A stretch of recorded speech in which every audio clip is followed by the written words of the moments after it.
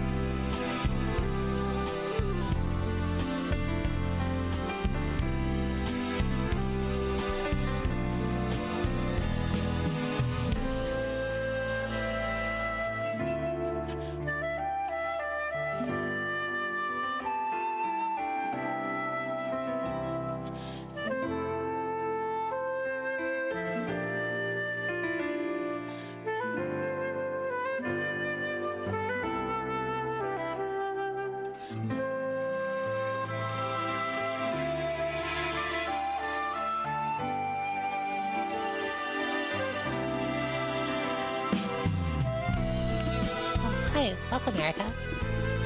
Welcome, Harmless. How have you been?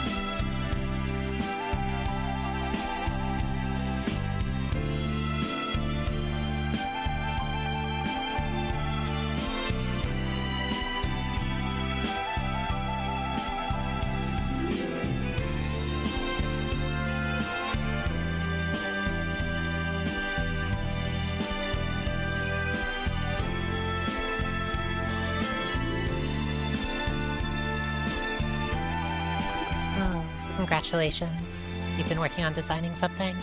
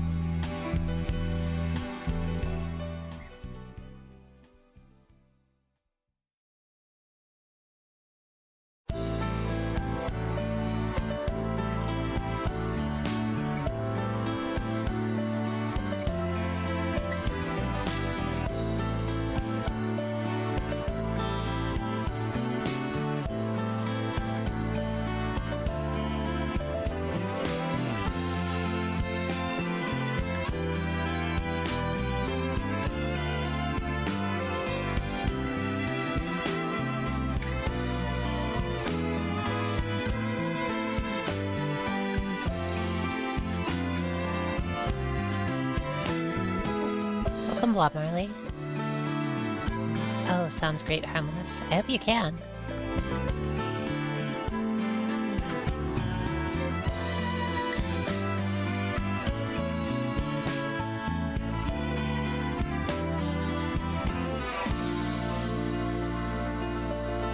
We'll wait a couple more minutes and then we can get started.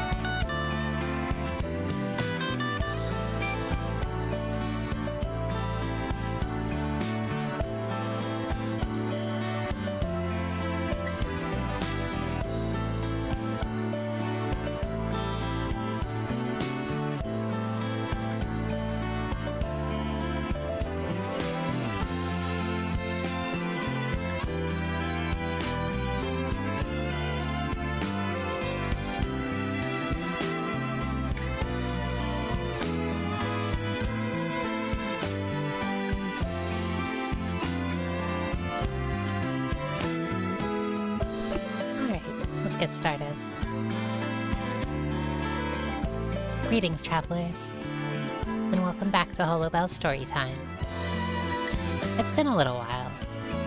I've been away for a few weeks now, I think. Welcome, Marielle. Hope you've been well. I wish I could say, oh my gosh, hi Tristy. I wish, well, I would love to say that I've been going on all sorts of, various, you know, adventures deep in the woods. I've been finding all kinds of treasures. I've been, solving all sorts of mysteries and exploring all kinds of dungeons. Welcome, Silver Changeling. And picking up all kinds of curses. But that's not true. It's actually kind of, it's kind of hot out. So I've been hiding in my tree and playing games instead of doing that. Well, that's summer for you. I'm sure I'll get out sometime. Anyway, though, eating a lot of berries. Oh, I have been eating a lot of berries. You can bet on that. Oh. Anyway, I don't have a whole lot to share. But I think that's okay. What have I been doing recently? I guess I've been picking up a little bit of Japanese, and that's been rather fun. I've been picking up Japanese by playing a game in Japanese, which is very slow and involves mostly looking things up in the dictionary, but honestly, I found it to be a lot more fun than other attempts of learning it that I've been doing, or that I've done in the past, you know? That's been a lot of fun. It's so hot the fairies don't want to frolic. Yeah. Sometimes it's too hot for the fairies. But it's fine. It's cool inside. Anyway, let's relax. Well, it's pretty cool out here right now, so let's relax with a nice cool game. A game called MUSUME. That's Mushroom Girl, by the way.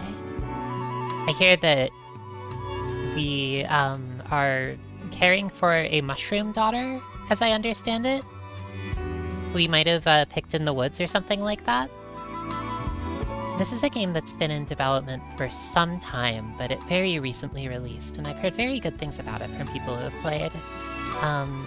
I am not super familiar with Princess Maker's sort of style games, but some of you might remember a stream that Tristy and I did together with Princess Maker 2, and that was incredibly fun. If you don't remember that, if you haven't seen that, you should look through Tristy's archives and find it. It's really, really good. It was a lot of fun. But this one's solo. Let's see how it goes.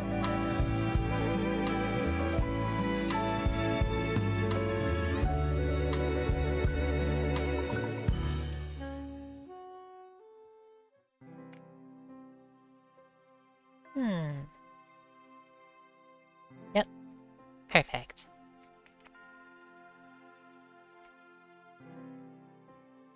Mushroom Musume.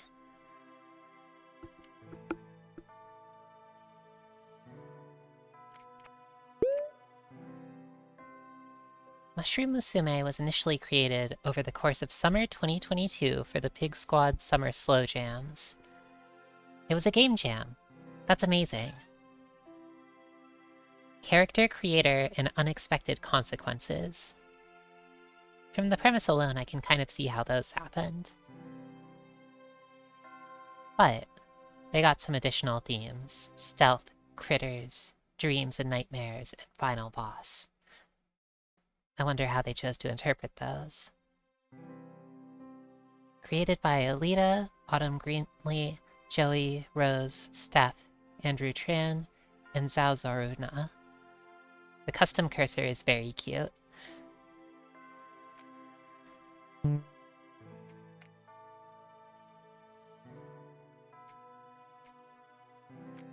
wonder if there's anything that we can learn before we get started. I really like this. The art is really cute so far. Yeah. Boofing them with the spores, you know. Let's see if there's a... Oh, really? I see.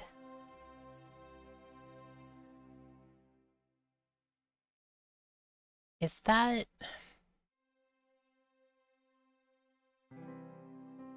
I'm opening up the README, and I was a little surprised by it. Maybe... Can I show that to you? Or am I going to show you something embarrassing? Hopefully not.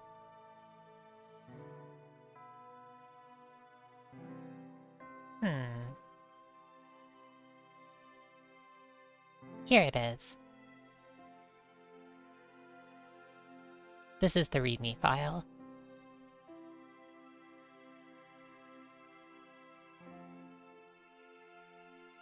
It's a pretty good README file, I think. Anyway. Guess we'll be surprised.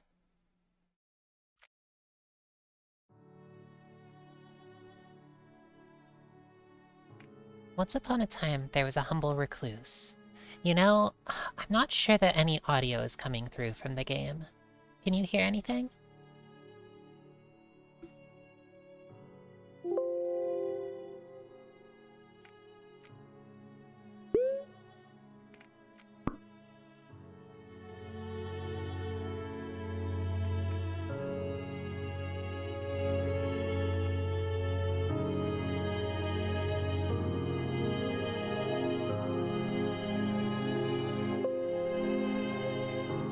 How's this?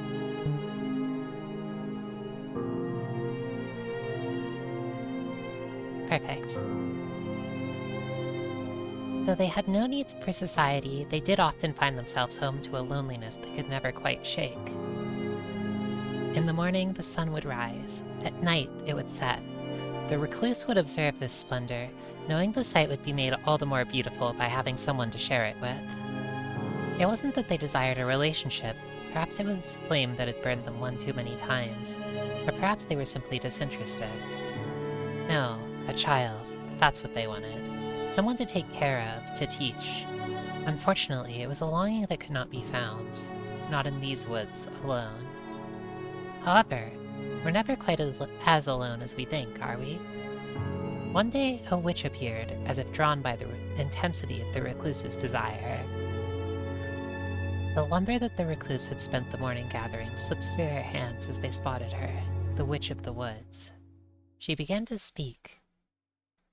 You desire a child, yes. For some, those are quite easy to come by, but not you, it would seem. Let us make a deal, then. If you do 3 simple chores for me, I will present you with a daughter of your very own. The recluse, caught in a moment of naivety, quickly agreed. Welcome, Sandra. The witch, knowing that the recluse was destined to accept, simply nodded and began to deliver the first of these so-called chores without hesitation. Task 1, Task 2, Task 3, and meet daughter. Smile? Oh, the daughter checklist. There we go. There have been some activities I've been meaning to get to. Perhaps you could make yourself useful and cross one off the list for me? Not realizing that they were simply saving the witch some time, the recluse determined which task they were most suited for. Test a selection of elixirs for quality. Organize a surprisingly understated collection of keepsakes. Prepare the witch a comforting meal. Oh, let's cook for her.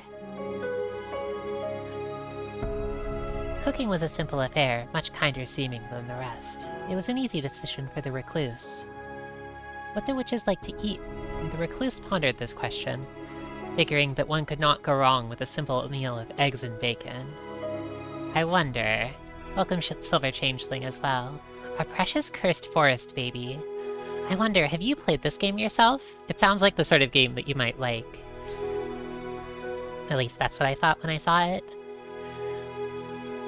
Oh my gosh. Arriving back to their meeting point, the recluse was excited to report their progress to the witch. Where does the recluse get bacon? That's a very good question. I wonder if a witch of the forest will really be happy with eggs and bacon, but perhaps she will be. After quickly wiping themselves down, the recluse returned to their hut for the remainder of the night.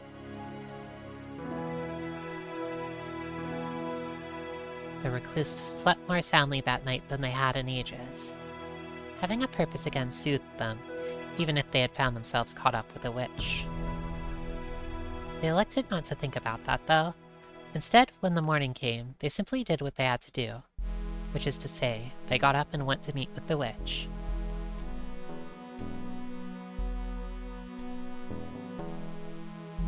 Welcome, Zeno! Oh my gosh, thank you so much for the subscription! Very much appreciated. I'm glad to be playing it too. If you're stopping by to watch, I hope you enjoy.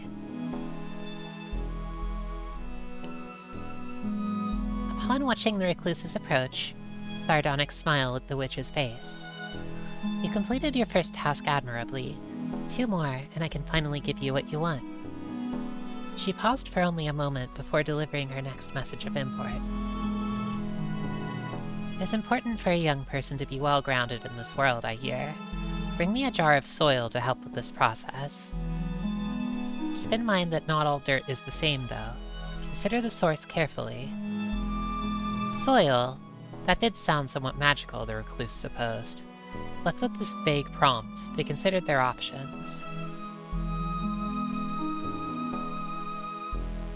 Well, if we want really good soil... the witch's own front yard. A quiet graveyard. You know? I feel like... if it's a graveyard, it's probably got good soil, right? The walk to the gravesite was quiet. When the recluse arrived, they looked down at the grave of their mother. Perhaps this child wouldn't be related by blood, She could be related by dirt, if nothing else. Arriving back at their meeting place, the recluse was excited to share their selection with the witch. So that's what you picked, eh? Very well. It shall do. Feeling the need to scrub their skin, the recluse retired to their hut to cleanse themselves. With 2 assignments complete, the recluse could feel their excitement grow. If this witch was being honest, and for some reason, they felt that she was, then that meant that this could be the last night they spent without a child. They had hoped so, at least. That was all they could do. Barely remembering to get dressed, the recluse dashed to the meeting spot. Again, the witch had been waiting there for them. Welcome back, recluse. Are you prepared? Today is your big day, is it not?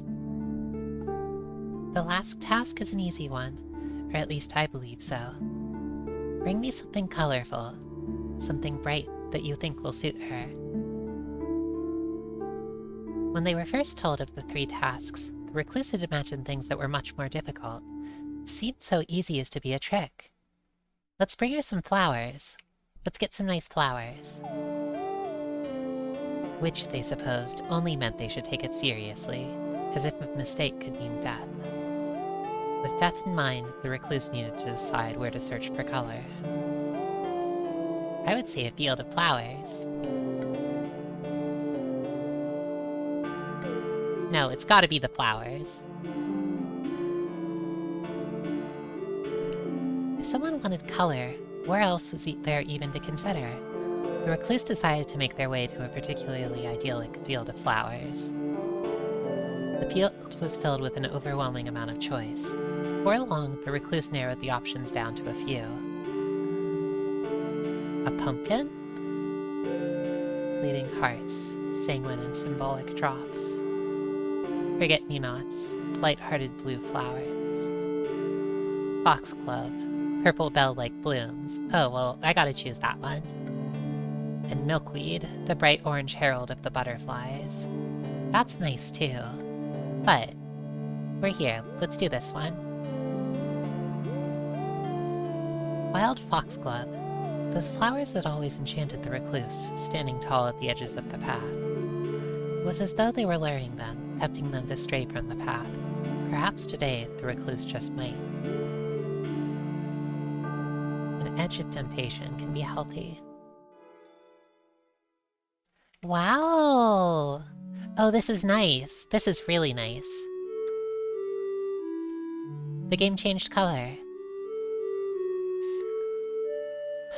So this is... It looks like this is maybe a 2-bit kind of game. Yeah, I think everything here is just the 4 colors.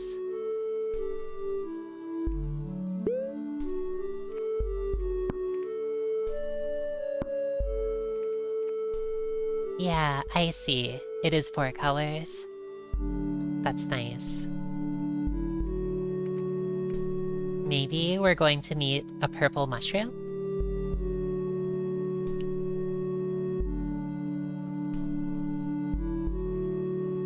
She silently took the object, nodding her head to the recluse in recognition. The recluse stood there for a moment, unsure, before finally the witch realized what they expected. Oh ho ho, you want your promised daughter, don't you? Her voice was almost mocking, but at least it was not overtly cruel. I suppose I must tell you that I lied, human. I do require several more trifling things from you. First is the matter of payment. The recluse should have known that everything is for a cost.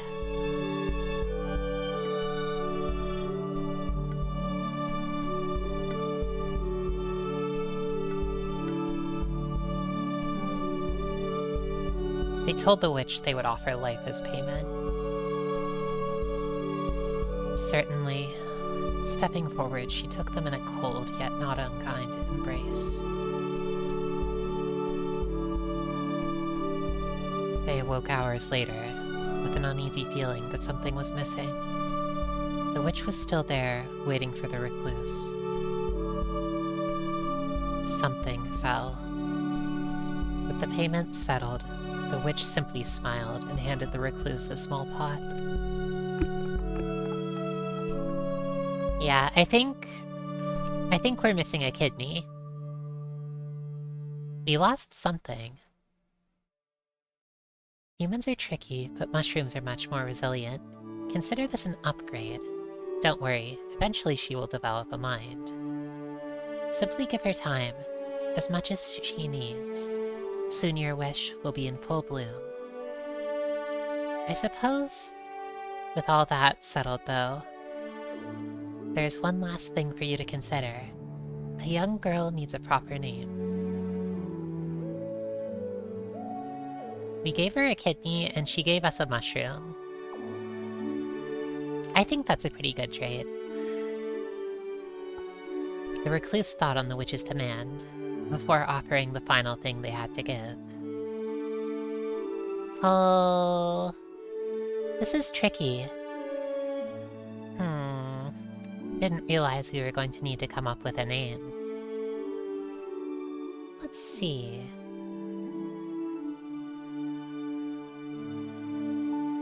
well...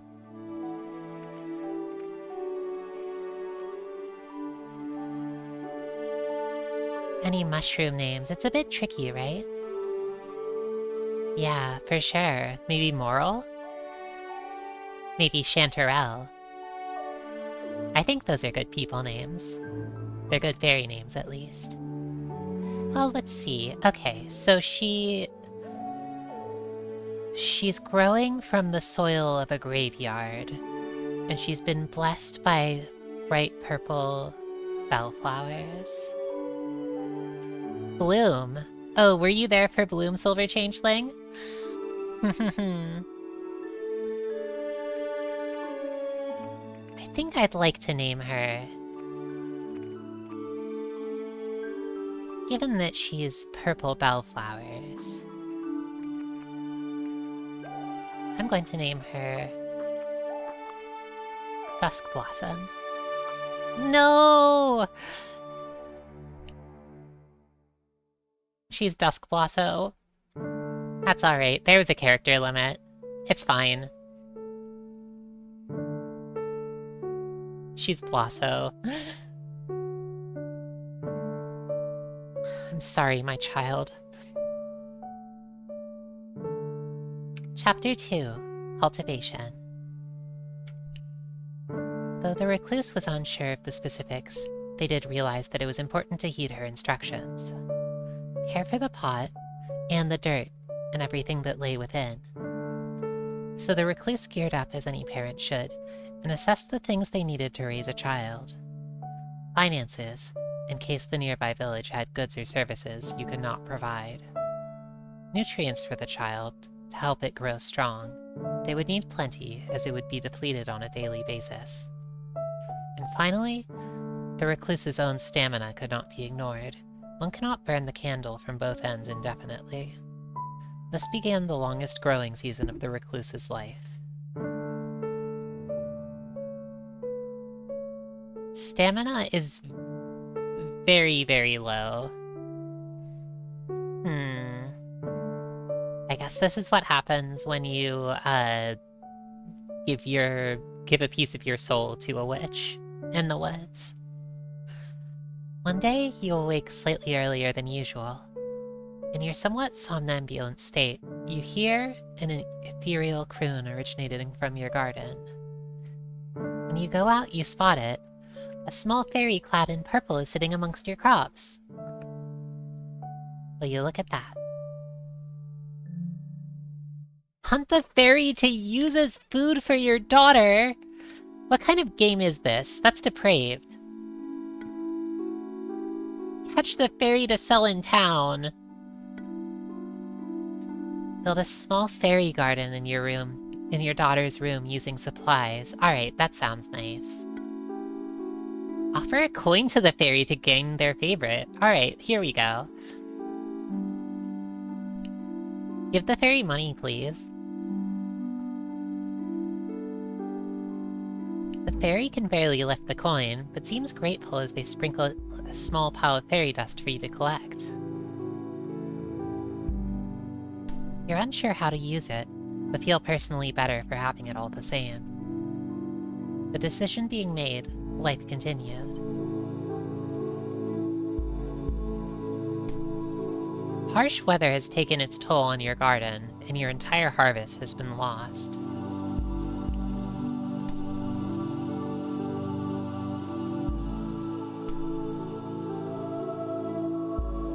Hollowbel, nice. I think that building a fairy garden in your daughter's room is actually... I think that's quite nice. I wouldn't call it something as cruel as a bottle.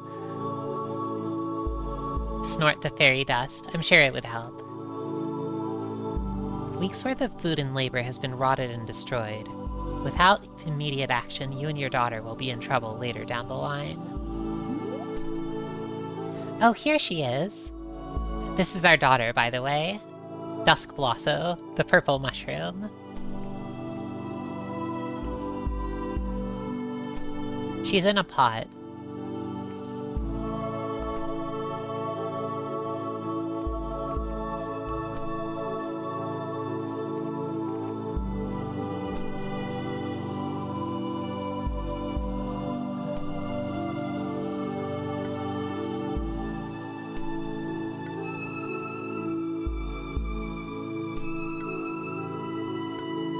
It looks like this will take stamina, and we will probably run out of stamina immediately if we choose this. It's unfortunate to let go, and yet you bitterly accept it. You're a bit of an expert in that area. Oh, poor recluse.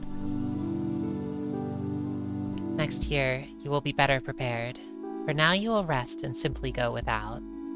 There we go. We have stamina back, at least. The decision being made, life continued. Huh? Something's happening. Your daughter has changed in the night. She's so cute. You awaken one morning to the sound of something moving about your home. Your daughter has grown a pair of sturdy legs. There she is.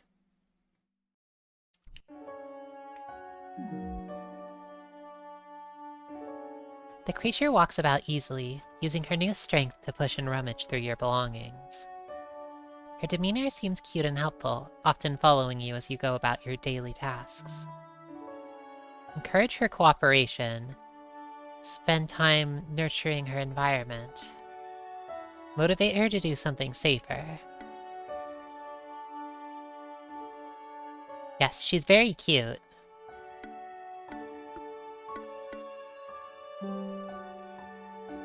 Your daughter's development is going better than expected, and you want to promote her helpful nature.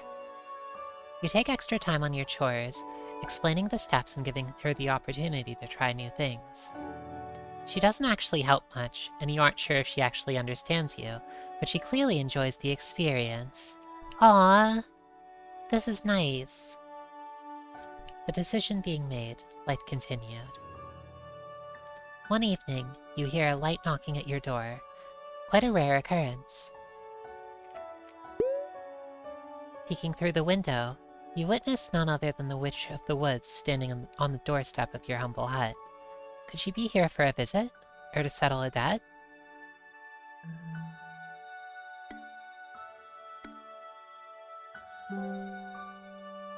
Perhaps it was time for your daughter to meet the witch. She could maybe even learn a thing or two.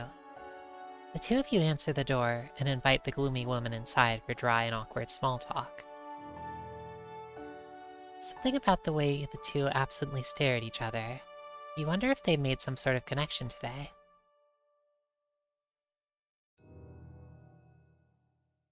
Oh no. We're out of food. Your daughter needs food too, and you've just run out. You might need to find something to feed her soon or she'll surely starve. Okay, let's get some of this. You spend the day foraging and digging in the woods, and return with a heap of mushroom food for your hungry daughter. The It's a little hard to be sure, but it seems like she's thankful for your efforts. Something's happening! Oh, she became a child!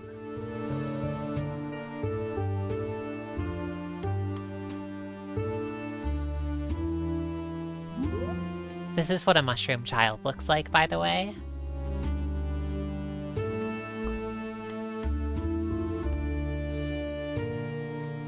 This is a good face. One morning, you notice that your daughter is nowhere to be seen. After some searching, you find a massive clump of mushrooms resembling your daughter's protruding in a small clearing.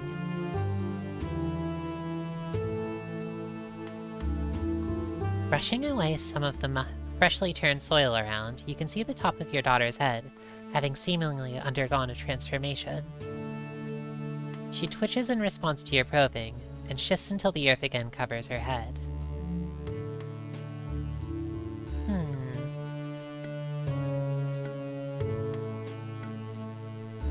I'm going to buy her a nice gift to celebrate. I'm going to spoil her. Today feels like a momentous achievement, so you tell your daughter you're going to the village to buy her a present. At the mention of presents, she quickly unburies herself, revealing that she's now taken the form of a young girl. The two of you head back to prepare for a trip into town. At her request, you take your daughter out for a nice meal, and despite some strange looks from the locals, she thoroughly enjoys the outing. I wonder what we got her. What do you think we got her?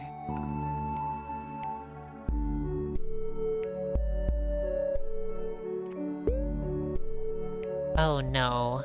A flock of hungry birds have been harassing both your crops and your daughter recently. In fact, they've become quite the nuisance.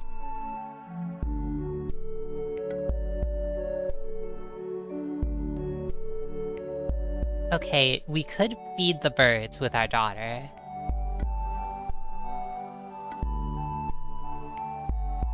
Purchase some poison and forcibly evict the foul sky rats. Alright, the thing is, I'm a little bit hungry, so I'm gonna hunt the birds. You retrieve your bow and are lucky to leave with not one but two birds from the flock.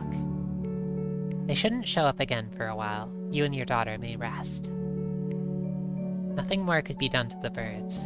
The matter was laid to rest. Oh. Well, we have more food now. Perhaps moss or a wet log. Those are good presents for a mushroom daughter, right?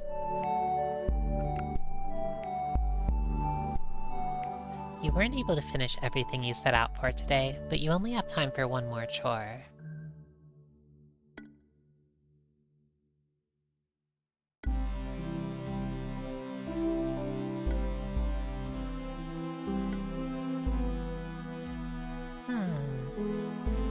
New construction materials for your hut. That sounds like something that could be useful later. Though there's also... I see prepare lunch for the village's schoolhouse in exchange for discarded books. I wonder what that means. What did discarded books do? You'd explained your situation to the school marm, and she felt a certain sympathy for the child, regardless of her origin. She explained that the students performed better than when fed, and that they had an occasional excess of damaged books. A simple trade. Sandwiches are a matter of ease. You prepare a dozen and drop them off at the schoolhouse. And in return you receive the books. With them, you'll give your daughter the gift of literacy, that she might have equal footing in this world. Yay! Your tasks behind you, you and your daughter return home. Each do a nice bath and a simple dinner. The end. One night, you find yourself struggling to sleep. Your mind wanders as you consider your current place in life. You've lived peacefully with your daughter for many moons.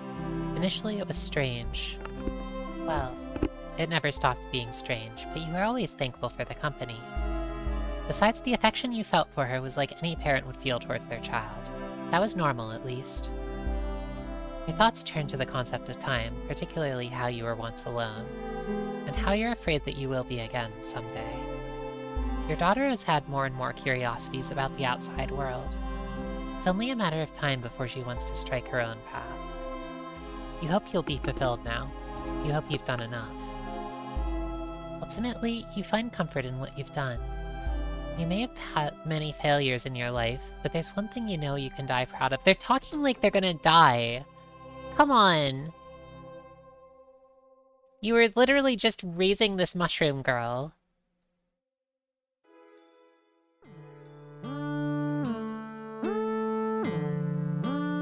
And a new beginning. Aw. Did the recluse really die? That's so sad. I didn't realize things were that rough for them.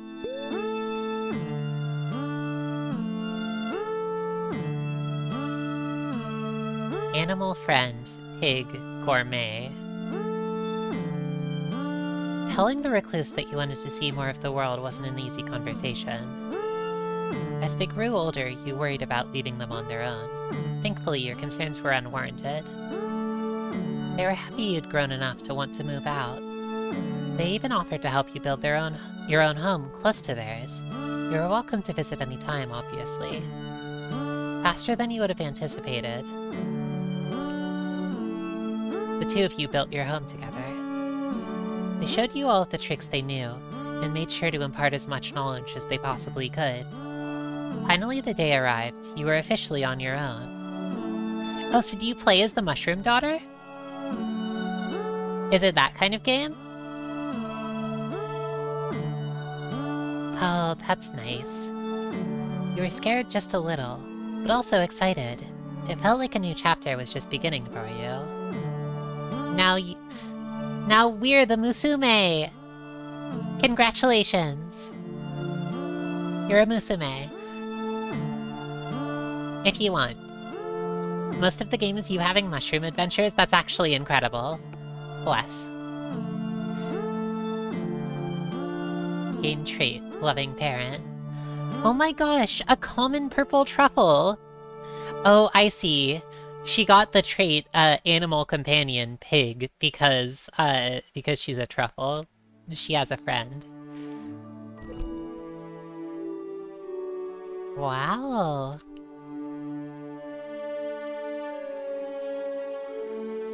Despite your initial uncertainty, you find that your new home may be even nicer than the recluse's shack. Okay, hold up. Dusk Blossom, common purple truffle. A treasured mushroom, sought after by humans and animals. She is treasured. Yeah, let's say the pig was the gift. Well, I have a feeling that the pig considers Dusk Blossom to be more of a gift than the other way around. She's not very damp. Oh, a murky... Okay, so dampness. If a mushroom girl is damp, that means her soul is murky. That's very nice. She's actually not very damp. Her soul is very pure. She's untroubled. She's sparkling. She has a little pig who's her friend.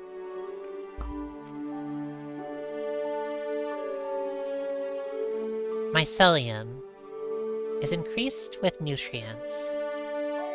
How healthy she is, but it could also be a persistent optimism. She's not actually very optimistic. She's quite robust. Physical strength, or a strength of character. Potency. Oh, exciting. The strength of her mushroom type, or her ability to perform in stressful situations. And humanity. Socialization, or doing the right thing. The stat is how good of a person she is, literally and metaphorically. Well, I know that Dusk Blossom is a good person because the game says she is.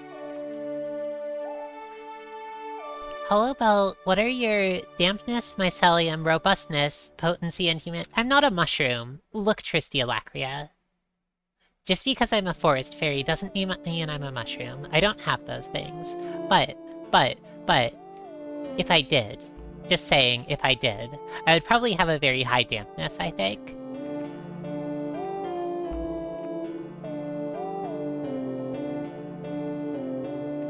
My mycelium stat would be low. My robustness would be a little bit middling. I'm sure my potency would be quite high. And my humanity... well... let's say that's somewhere in the middle. Okay, maybe it's on the higher end. That's a secret, though.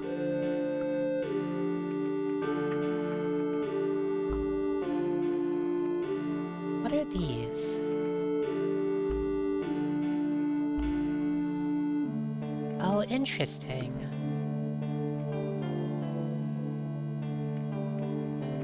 So there's some kind of... looking through her items, it looks like she has a card that lets you... just sort of, if you have a choice, like, refuse to answer, you can play this card instead and just nope out of the choice. If you play a Soma card, you will get a snack. You have coins and food. About me. You've been taught to read. You've grown into a young woman, unexpectedly. Congratulations!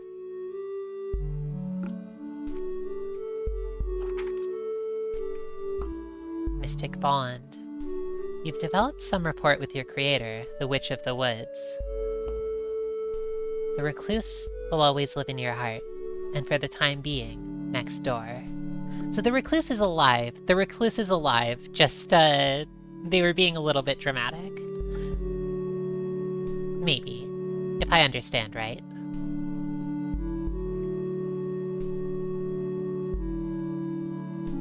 And Duskblosso has a loyal pet pig that will follow you to the ends of the earth.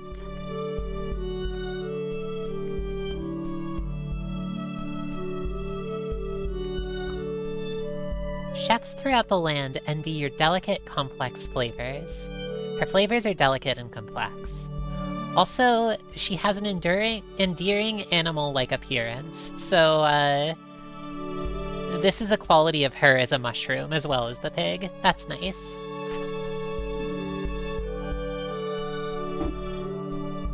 Your first days living outside of your parents' home are occasionally daunting, but also filled with possibility. What would you like to do?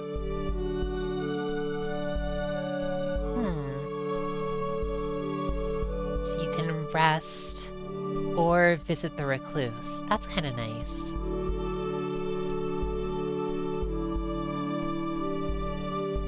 I guess that affects mycelium. That's nice.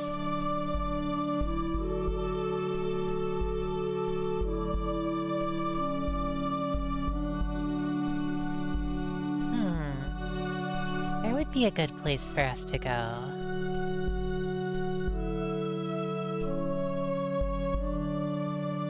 I'm gonna go visit the recluse. The recluse, as always, is more than happy to see you. The two of you spend several long hours reminiscing about your childhood, as well as preparing a meal to share. In the end, you leave well fed. Maybe you'll just have to visit again tomorrow. Her mycelium went up. Mycelium is how healthy she is, and yet it could also be a persistent optimism. Welcome, Cindervision.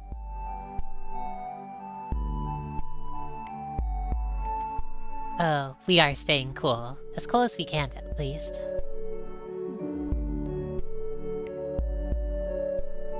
We're enjoying the life of a mushroom daughter. Walking around the village one day, you overhear a gaggle of fun-sized humans giggling the time away. Fun-sized humans? Is this how they refer to children? Welcome, Data Erase. Oh, I'm happy you showed up. I was thinking you might like this game.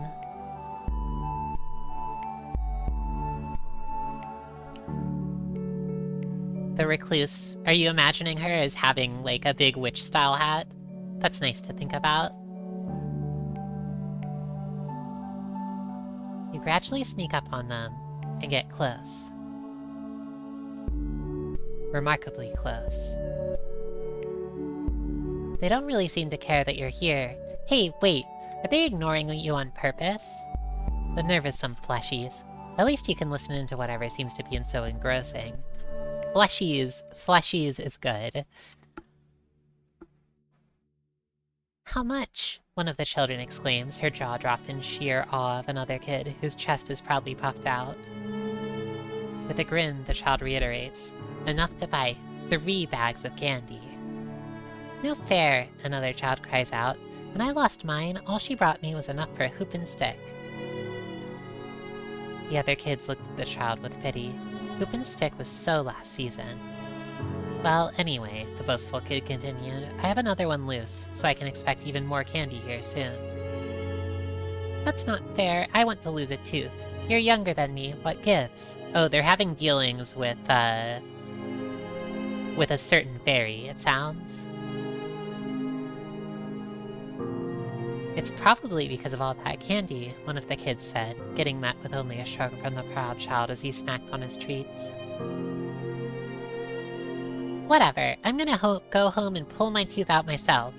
And when you next see me, I'll have 4 bags of candy. The girl stormed off, determined to come into some coin of her own. Which is odd when you think about it. Do these kids get money for their teeth? Do they sell their other parts? You wonder briefly about the value of a kidney. When you hear one of the gremlins shout, be sure to put it under your pillow. Aha, you realize. There's a caveat. One must need a tooth, and then store it under their pillow. And then...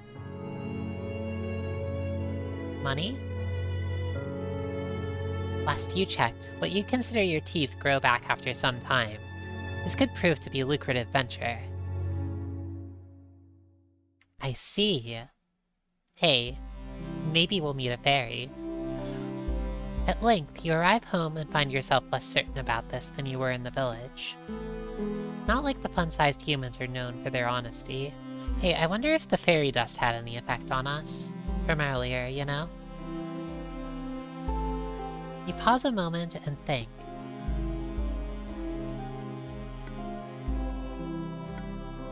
One tooth won't kill ya. Let's do it. Not wanting to put any more time into attempting to convince yourself otherwise, you reach up into your mouth and grab a hold of what passes in your body as a tooth. Slowly, steadily, pressure builds as you pull, and then... Yow! That hurts quite a bit! No matter what, your tooth won't come out. Your body is too tough to let it wrench free. You could always force it, but you're not sure that's such a great idea.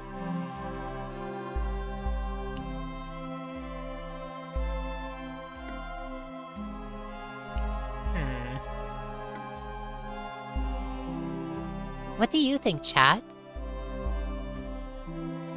See, the thing is, she's quite robust. I think she could probably do it. Wrench it. At this point...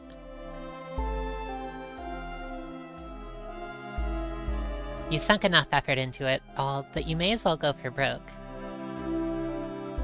Putting all your strength behind the attempt, you wrench one of your bony nodules and hear a distinct crack. Oh no, I thought she was squishier than that.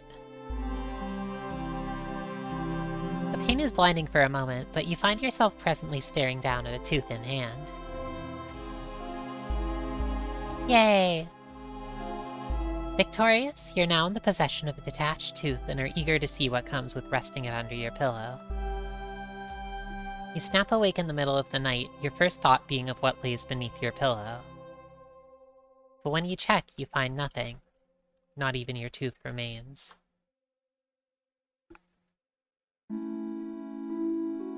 So, you's awake then, eh? A small voice chimes from the center of your room. There we go. Glancing over, you spot an ill-tempered fairy and their few companions. See, here's the thing. You puts a tooth under the pillow. All fine and fair, till that tooth turns out to ain't be a tooth. The group of Fae all stare you down. You suspect it's for the best to remain still and listen to the big palooka up front. Now, I'm a reasonable guy. I clock in, I cock out, and I don't want no trouble nohow. The issue here is that the boss lady ain't too keen of these types of shenanigans. Now, I can see you're just an innocent mush lady, so this ordeal can overlook this time. Unfortunately, we ain't be able to give you back that tooth of yours. Company practice, capiche? That's okay. They grow back. Or keep it. Pretty sure that one was rotten anyway. Well, yeah, that's how teeth work. At least once. You got your baby teeth and your adult teeth. No, they just... They what? The fairy appears incredulous, and his companions volley fascinated whispers between themselves. You saying you got a replenishable supply? You shrug. Essentially you do. It's not particularly pleasant to lose teeth, but it is technically doable. Yeah, a tooth fairy hearing about infinite teeth, they can just keep on growing teeth. I think this is the beginning of a profitable relationship. It's not particularly pleasant to lose teeth, but it is technically doable. The fairies all pause for a moment, the gears noticeably turning in their minds. Hey, so sorry for any unpleasantries earlier. Boss lady just really wanted the message clear, you know? But she also did have the fairy glanced at his companions, with each in turn offering blank stares. Right, she's got a particular taste, it would seem. What did he just say? You know, shaved over some food. It's like a nice mushroom powder. And you know, if you've got a seemingly infinite supply, The fairy begins fidgeting on his person, and his companions all seem suddenly much more intrigued by your abilities. Here, take this. The fairy pulls an adorably small business card from his pocket, handing it over. You know, chefs throughout the land envy her delicate, complex flavors. Okay, so now she's selling pieces of herself to the fairies. In small text it reads, Tooth Fairy's Pearly Gates, where smiles are always in style. On the back there's another small line of text. Give us a ring. Oh, it's that number? You know the one. What is that even supposed to mean? But upon looking back up, you realize the fairies have vanished without a trace. Only the lingering smell of bad aftershave and latent face stink remains. Unsatisfied with the lack of reward under your pillow, and annoyed by the usual fairy shenanigans, you attempt to go back to sleep. Maybe you'll check out that Tooth Fairy's deal someday.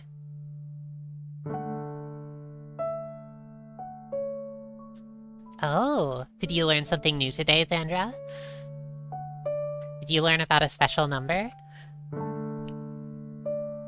Until then, however, it's the middle of the night, and sleep beckons.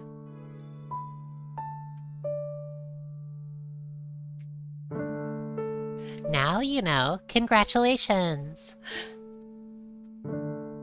One day you notice a strange intruder wandering around near your home. An elderly man sporting an unkempt beard filled with crumbs. When he spots you, a lopsided grin fills his face. Well, ain't you something? The man lifts his hat off his head briefly in greeting. Everyone's been talking about the fungal woman of the woods. That must be you. You suppose you've never met a mushroom girl. Another mushroom girl, now that you think about it. But it does feel a little odd to be singled out as such. The man continues speaking. I was just hoping to meet you, that's all, and I wanted to give you something. He reaches out into a shabby pack at his side and pulls out a bound book. Its appearance is humble, but it carries a certain weight to it. This here is an almanac, carrying every tidbit of mycological knowledge I've ever learned. I've been working on this for a long time. Could even say it's my life's work, I guess. They grow up so fast, don't they? He looks down at the book in his hands with a surprising tenderness. Then he's holding the book out to you. But there's always more lives to live. Ain't that just how this old cycle goes? Maybe you'll be able to help me fill in some gaps. There's still lots to see out there. You carefully inspect the book, flipping through the pages. Within you find hundreds of illustrations depicting different mushrooms. In a variety of colors and with many detailed notes. It's beautiful. By the time you look up, the old man is already walking away. He waves a hand at you and calls out a simple, "Be good now."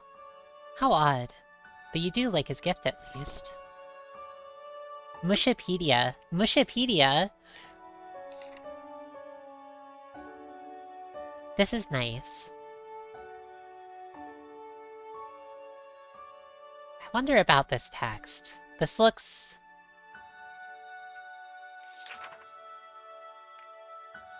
Endings discovered.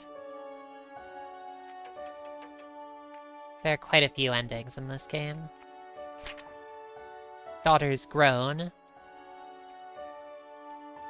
What is an LBM?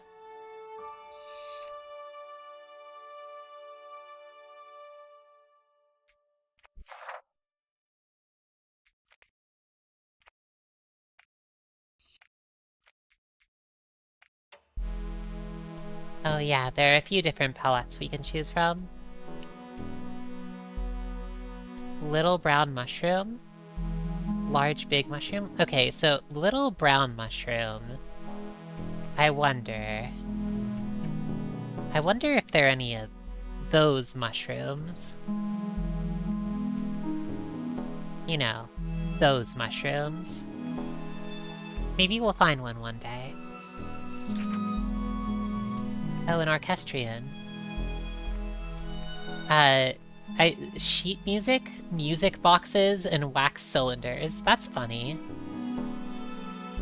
There's a lot of different music in this game.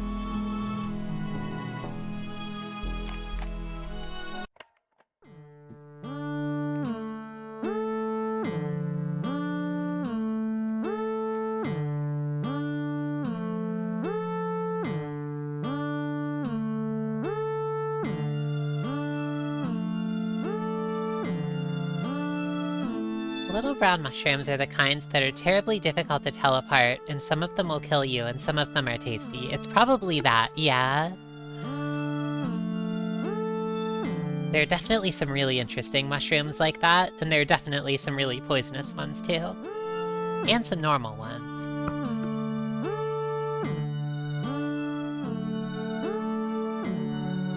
To the east of your forest lies a village of humans, but you've always found yourself wondering what you would find if you simply kept traveling east. Today you've resolved to solve this mystery. With a pact, you depart, well prepared for a day trip. Your pig is coming along too. A thoroughly trodden path guides you easily to the village, a route you're familiar with. Once you go beyond the far edge of the village is when the anticipation begins to build. The more you think about it, anything could be out there, and you'll soon see what that is. Your journey is long. Well, as long as a day trip can be, you suppose. But after what feels like hours of walking through gently sloping valleys and hills, you begin to notice structures.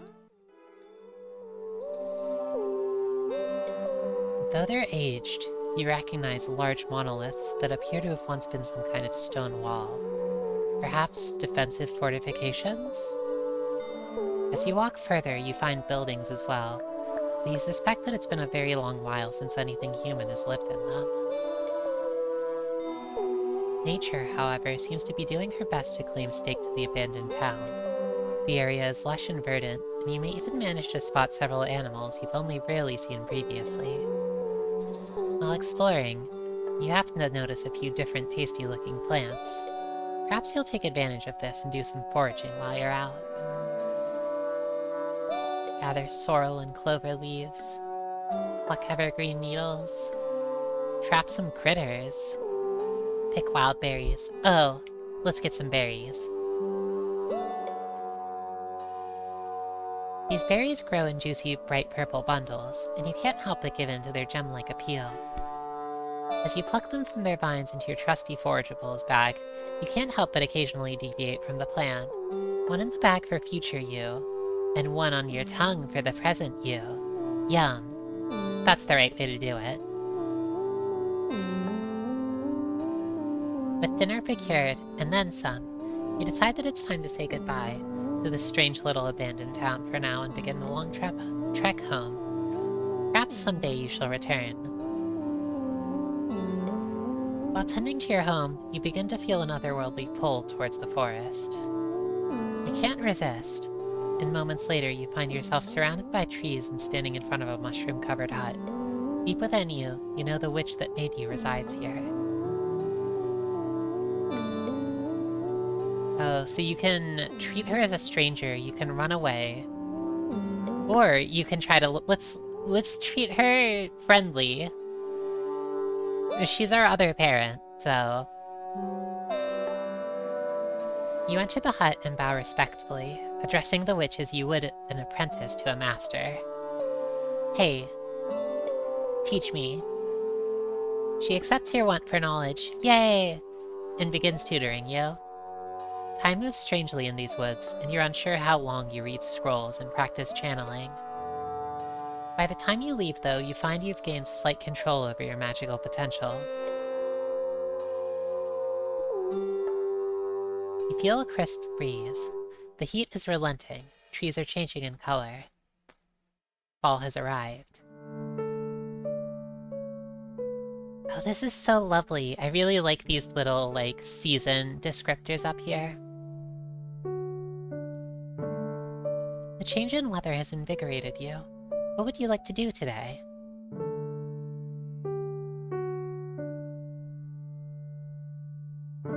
What is expeditions, I wonder? While aimlessly wandering one day, you decide that the best use of your time would be to do some scouting. It's always useful to expand your mental map of the area. The country near your home is lush, with many diverse landscapes to be found.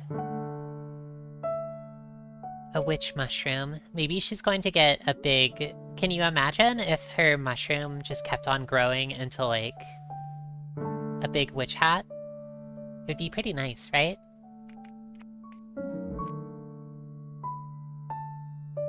As a child, this is where you knew to get medicinal plants from, but there was danger here as well. You step into the forest feeling a humid breeze on your fungal cheek. Ah. There's an omnipresent buzz of insects pervading the air. This section of forest feels different than where you live, and you find that it's hard to feel at peace. Despite this, the flora and fauna is resplendent. You find yourself looking from plant to plant. Finally, you see something quite interesting. What is that? A beautiful large pink flower stands tall in a nearby clearing. The petals are twisted, forming a large sparkling bud that is larger than your head. That's a little intimidating. How tall is she exactly? Is she, human girl sized, or is she, fairy sized? A single flower is the distinction of the plant. She's not tiny. Okay, good to know. More like a human. A single flower is the distinction of the plant, but you observe that its stalk is robust and strangely segmented. It feels a bit like a monolith. I think this is, a creature. I think it's gonna try to eat us if we get too close. For a moment, you simply stand and stare at it. Something about this strange plant leaves you with a feeling of awe. You suspect that you may be able to sell this flower in the market for quite a pretty penny, or perhaps keep its splendor for yourself. Pick the flower, leave it. As you contemplate this flower, you realize that you've never before seen one quite like it. It felt wrong to kill something like that, even if it was only a plant. Some people would claim that you are only a plant after all. Botanicals must stick together. You continue exploring for a while.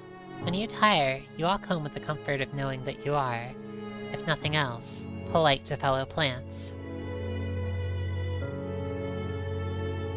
I do wonder if it was really a plant, though. Plants are very different from mushrooms. Mushrooms are very different from plants. There's something stranger. While on an expedition to a nearby swamp, you lose track of time. The sun has already set in the sky, and the trees surrounding you seem more menacing now. As you contemplate your situation, you try to figure out the best thing to do. Wander through the woods, follow a random road, sleep in an abandoned building, calmly evaluate your situation, look for help. I think this sounds interesting. On a quick look around, you manage to locate a strange old building. It's ornate but dilapidated. You also discover that there's nothing preventing a young mushroom from entering. Inside, the building is quiet and dark. Feeling around, you finally find an area that seems suitable to sleep on. Though you have some reservations about sleeping somewhere like this, inevitably, your tiredness wins. You are awoken by shouting, "Aw." Someone has evidently found you and discerned that you were out of place. You dart up, muttering a quick apology as you make yourself scarce. Sorry for napping in your house. At least the mild rest combined with the sunrise help you quickly find your way home. The sun is low in the sky, casting a beautiful warm tint across everything that you see. Today is a particularly beautiful sight, blossoming fruit trees and the wind blowing through grass. Your eyes feel heavy, and suddenly you find yourself falling into a deep sleep. In your dreams, you're sitting on a tree bench. There's a flute playing somewhere. Then suddenly, the flute is next to you. Attached to it is the vague shape of a woman. I haven't seen you around here before. Welcome. Whenever you go to look at her, it feels like she shifts. You can't quite describe her. You probably won't remember me when you wake up, but it's nice to meet you. After sitting in silence for a while, she starts playing again.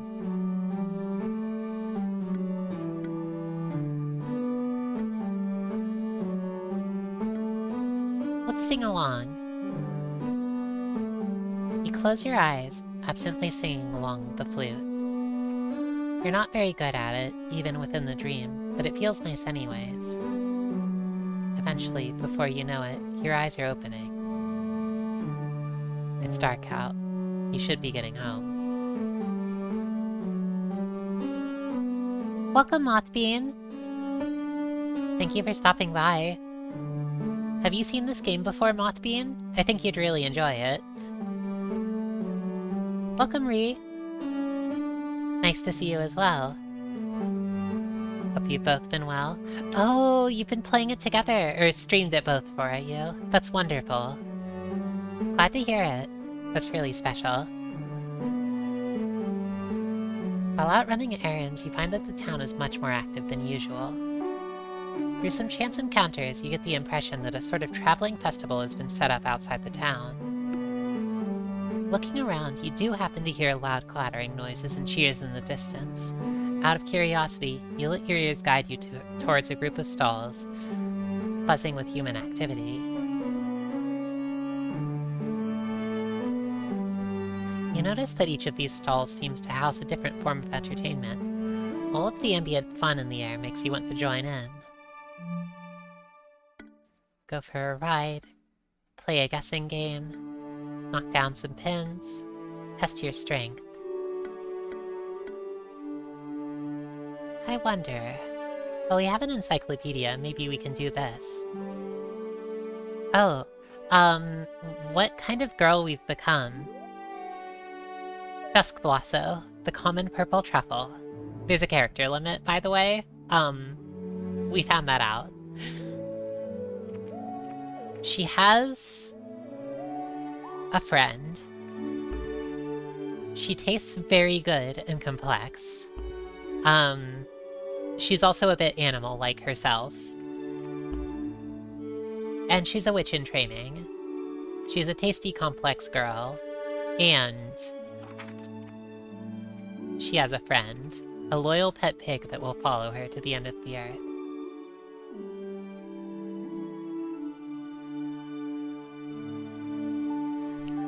Welcome, Zarazorusna. Oh my gosh. Actually, you're one of the creators of this game. Thank you so much for stopping by. I love this game so far. I feel really blessed to be able to enjoy it and share it with folks. So, thank you for creating it. I'm really excited to see more of it. I've just started playing, if that wasn't clear. This is my first run-through, but... Have you had truffle flavor before? Do you like it? Maybe this is a little bit gauche to say, while we're caring for our precious daughter, Duskblosso. But yes, truffle is quite tasty.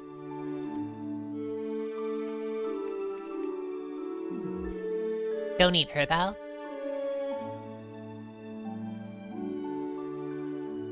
Anyway, back to it. One stall catches your attention. It has a platform with a cage placed on top. Within the cage you see dozens of jewelry boxes, music boxes, and tiny chests. What an odd display, eh, little lady? The attendant leans over your shoulder, noticing your interest. If you can guess which one is a real-life mimic, you'll win a shiny coin. A mimic, huh?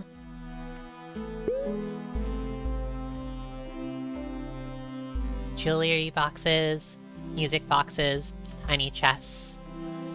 Yeah, that sounds about right.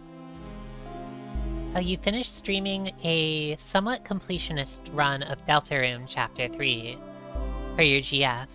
Oh, congratulations, Mothbeam. Did you do that part? That part was honestly...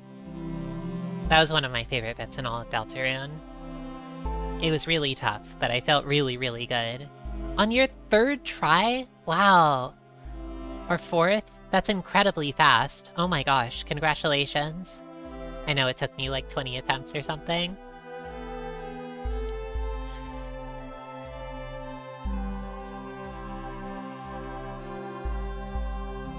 Wow, a coin just for that? It's not like identifying a mimic could be that hard. Wait, why were they named that anyways? Oh, you did... Xandra did that part without having that thing. Oh, I see. You were very dedicated, Xandra. I watched your streams, and it was... truly impressive.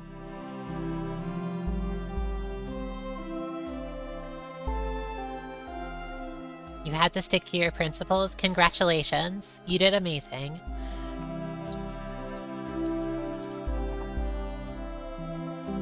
Yes! We rolled a dice. We rolled a d10, presumably? Maybe? Maybe it's just a generic dice, but we got a 9, and that was a pass. After spending a while simply watching the boxes in your cage, you narrow your search down to a mid-sized music box near the corner. You aren't sure what draws you to it. Perhaps its metal accents are arranged in a way that it looks like a face to you? She recognizes a sentient object that isn't normally expected to be sentient. It is a d10, perfect. Okay, thank you, Ree. That's good for context. When you tell the attendant your final guess, he grins. Alright, well, if you're so sure, why don't you take it out yourself? The attendant boasts before opening the door at the top of the cage. That sounds dangerous. Without allowing yourself a chance to second guess, you reach in and grab the box. It remains lifeless in your hands until you reach in to take a closer look, when it quickly jumps to life and bites your nose! Congratulations, you're a winner, the man cries, grabbing the mimic and unlatching it from your face. It hurts a little. We took like 5 robustness damage there, I'm pretty sure. Awesome.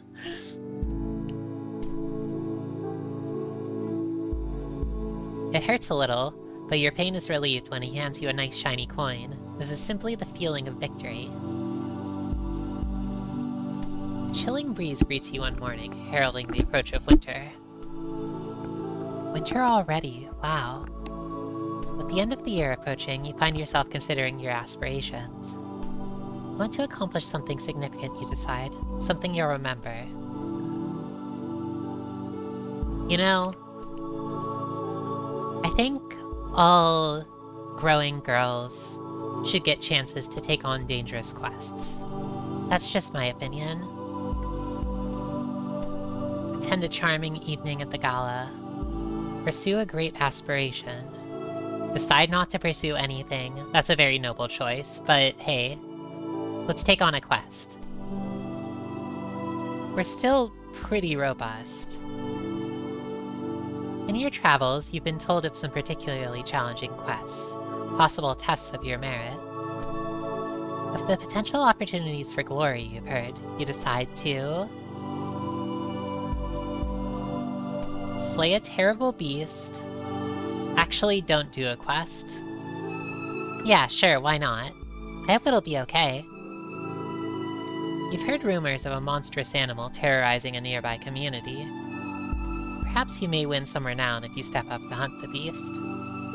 Preparations will take some time, but you decide to take on the creature before the end of the year.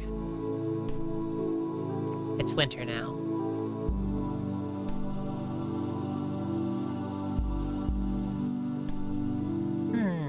What should we do? The woods sound like a nice place. While foraging one day, you discover a dilapidated outhouse in the middle of the forest. You wonder what it's doing out here. After all, the surrounding area is all land that it's been clearly abandoned for some time. Inspect the facility, or use the facility? Let's inspect it. Wait a minute, an outhouse? You know, I hear they keep good soil for mushrooms in those. That means fertilizer! You burst into the outhouse without so much as a knock, and to your delight, find a bowl of wonderful fertilizer. A special treat for Duskblosso. It's like those monkeys with the coffee beans, right? Well, it's not like you're just going to ignore the prime fertilizer there, especially not when there's a handy burlap pouch just right next to the seat. When you leave the outhouse, you do so with your head held high. What are you going to do with the fertilizer? Who knows? But it's always handy to keep around, right? I think her mycelium just went up a bunch.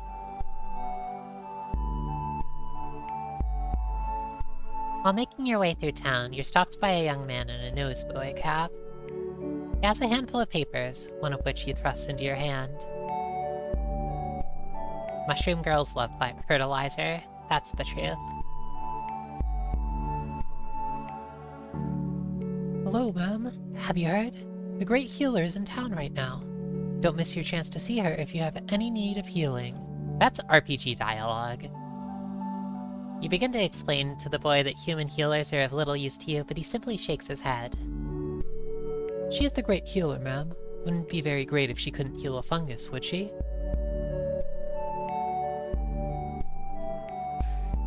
How strange. A healer? The thought had never really occurred to you as a possibility.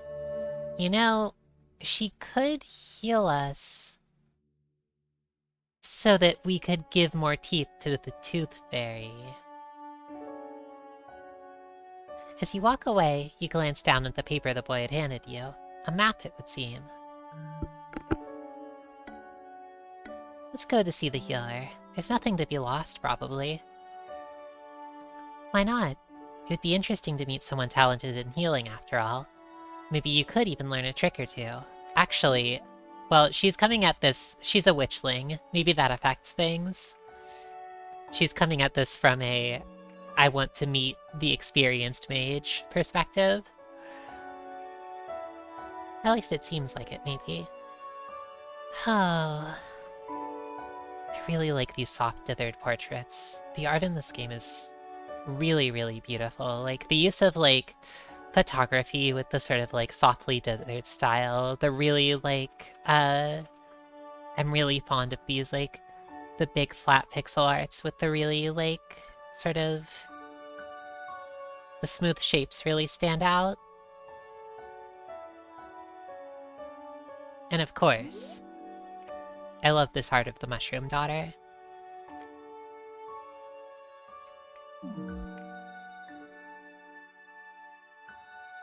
Does it look like something you've seen before, Cindervision? The door is propped open, practically inviting you inside. Without giving yourself a chance to second guess, you walk in. You find yourself in a spacious room with a crowd of humans eagerly surrounding a stage. By your estimates, there must be several dozen people, plus the woman standing on stage.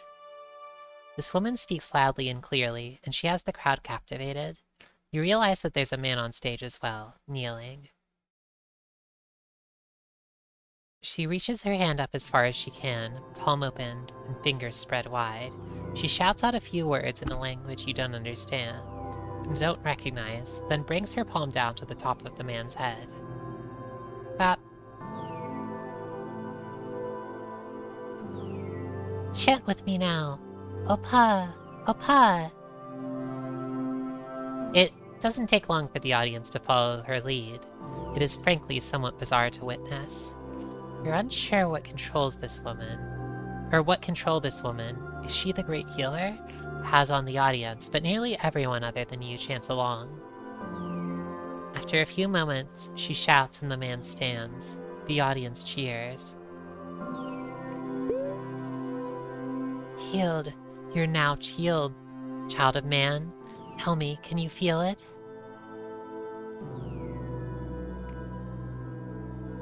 The healer jauntily embraces the man, jumping with glee.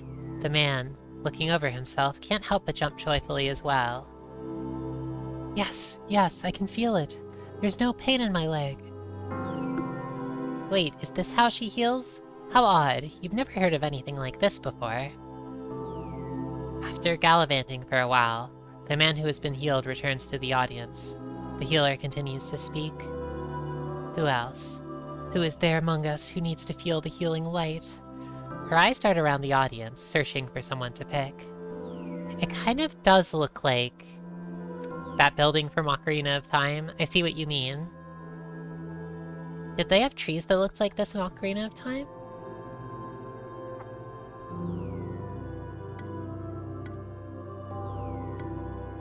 You know, I noticed that some of these cards have different borders. They're really pretty. This one has, like, leaves on it and a diamond gem, whereas this one has, like, what look more like stones. Oregon white oak. They did not have those trees in Ocarina of Time. It's a very nice shot. It's the sort of thing I could have expected to be in a video game. Well, I guess it is now. Hehe. I'm really curious about... Let's pay close attention to her methods. I feel like... Dusk Blasso. We're a bit of a magic enthusiast at this point, right? You wonder what sort of magical methods this great healer employs. Maybe you could learn a thing or two by watching her. Healing magic would surely come in handy after all. The next volunteer to go on stage is a timid figure. They keep their head tilted towards the floor. What ails you, child of man? Speak loudly so that all can hear. The figure, seemingly hesitant to speak, simply holds one arm high in the air. This arm ends in a stump. The healer seems undeterred, however. This is a wound that many would consider unhealable. However, we don't accept that bitter claim, do we? Through the power of magic, you too can be whole once more. A part of you wonders, do humans not ordinarily grow such things back?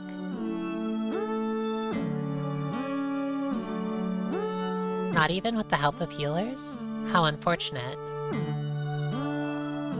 A lot of y'all's backgrounds come from Omnimoto.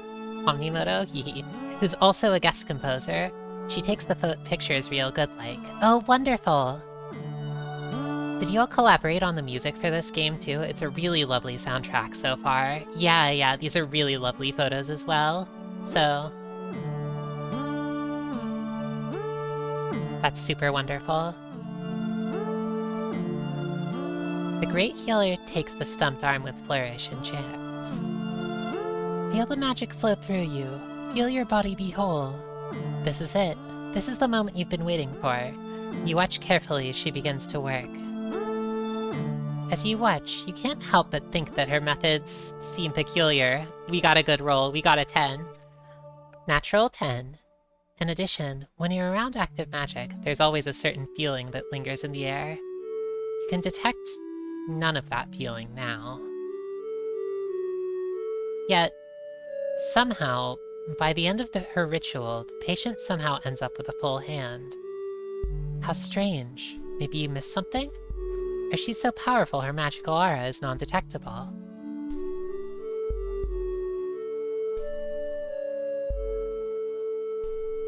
A little over 4 hours of the OST and she rounded out to 4.5 hours.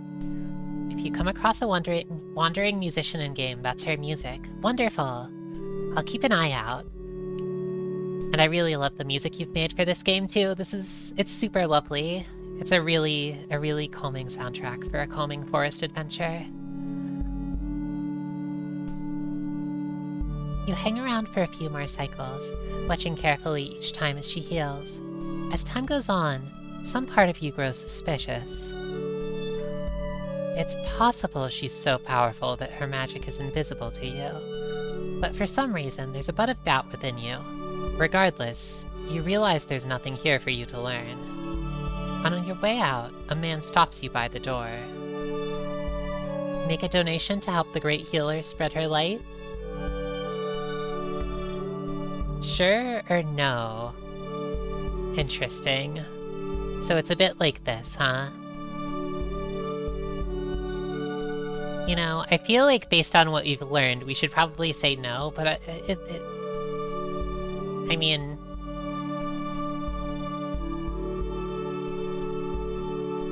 it was a nice show, though. He looks at you awkwardly for a moment. Did you mean to hand me some tokens? You can place them on the upper left corner of this tray here. Nah, actually, I don't feel like it. You didn't even receive a healing. Why would you pay anything? We gained a bit of dampness from that. You quickly dismiss the man and continue on your way home.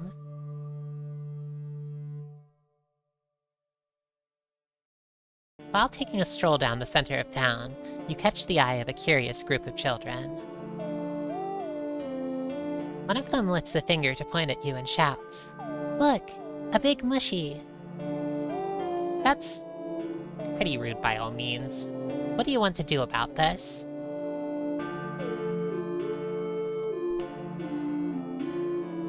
I won't take offense. We were almost named Mushy. Go over and see if they would like to play. Ignore the children and just keep walking. How rude. Point and shout right back at them. Let's call them fleshlings. Offer the kids some homemade dried mushroom treats. Oh, that's really nice. Yeah. Alright, let's give them a treat. Let's show them that mushies mean business. You've seen some of the local shops hand out goodies before, so you're sure no one would get mad at you for doing it too. Thankfully, you always keep some of your homemade treats on hand. They're useful for long hikes, or hungry children. At first, the child seems hesitant. He casts a concerned glance to his friends, who seem perhaps a little confused. Eventually, he takes a bite. And his face lights up. He scarfs the rest of the treat down without hesitation, and before you know it, the others all want some too. In the end, you hand out a whole bunch of treats. Seeing people enjoy them gives you a small sense of pride. You carry that pride with you as you finish up your stroll.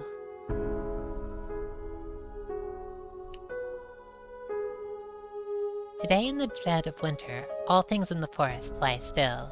Even so, you're on a hunt. You've heard rumors of a terrible beast that haunts these woods throughout the winter. When all else is quiet, it turns this appetite to the nearby villagers. So you've taken upon yourself to hunt the beast, perhaps winning renown among those who spend the winter months in fear.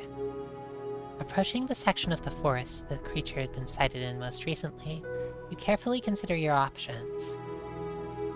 This is a nice effect. Search for signs of the beast. Call out, making your presence known. You know, if we were a Drakkin, we would announce our presence here, right? However, we're a mushroom. And I feel like Duskblossow's strength thus far, well, she has many strengths. Her humanity, her robustness, her limitless supply of teeth, but she's quite insightful too. So, the snow is fresh and loose.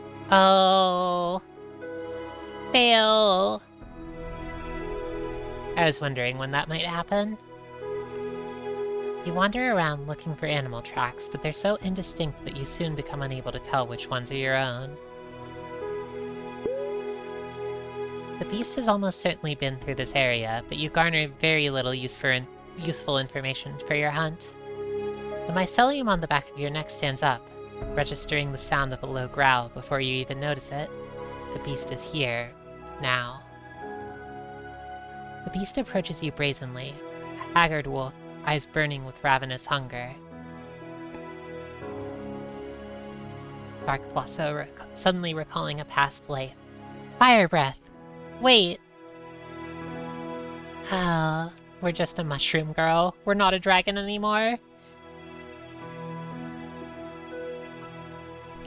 If you're not sure what I'm talking about, by the way, there's a game called Golden Treasure: The Great Green in the VODs. I recommend checking it out. Or actually, I recommend buying it and playing it yourself, because it's one of my favorite games I've ever played. If you like this game, I think you would like Golden Treasure: The Great Green a lot. Except you play as a dragon instead of a mushroom girl. Standing nearly as tall as you, its iron thews show prominently under its lithe frame, an aging gray pelt. The tailors here are quite nicer. Yeah, the humans in this one are friends. They're kind.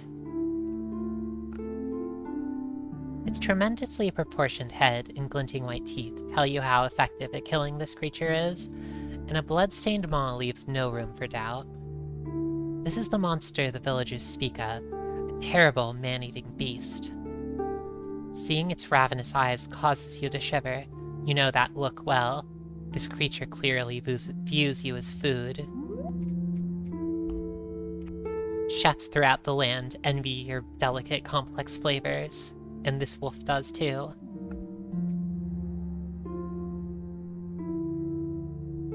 You tighten your grip on your trusty knife, steeling your nerves. Hesitation here may spell death. She's got a knife too. Wait for the wolf to act first.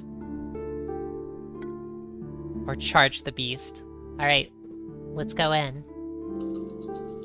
You rush forward brazenly. 2! No! With your trusty knife in hand, but the massive wolf outmaneuvers you, agilely circling around to lash out at your side. The wolf bites at your arm, the massive teeth leaving a gash at you as you pull away desperately. Twisting away from the wolf, you catch a glimpse of something in the trees, a second darker colored wolf joining the hunt. The two massive wolves circle the clearing, having cornered their prey. Push one into the bushes. Attempt to slay them both. Cut your losses and abscond. I think she's strong. Let's fight back. The village won't be safe until both wolves are dead. No! Even an 8 is a failure. Okay, that's good to know. This is a very hard check. You can't allow either one the chance to escape. The wolves, though, dance around you effortlessly, their wide circling quickly closing in around you, exploiting your every mistake. You swing with your blade wildly, but the beasts know human weapons too well. Within minutes you're exhausted and haven't so much as nicked them. Finally, having eagerly awaited this moment, the wolves descend. Targets for wolves are affected by your stats. Yeah, so the fact that mycelium was quite high it wasn't enough. Even an 8 was a failure still, so it was quite a hard checks. Makes sense. Desperately, you kick at them, though you've already lost the strength in your limbs. No! I made a terrible mistake. They continue to maul you, unabated.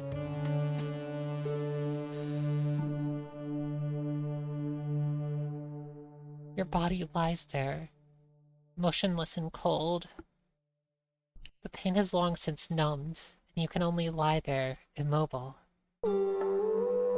Leaving you at the last extremity of life, the wolves mysteriously cease their attack, darting back into the woods. Did something scare them off? Have you been spared? You lie there in silent anticipation, until you feel shadows darken the ground around you. The figures of adorably sized wolf puppies surround you. The wolves return to the clearing, having procured food for their family. As your consciousness fades, you find some sort of satisfaction in knowing that at least nothing will be wasted. No! Dusk Blasso. Dusk Blasso. Can't believe this.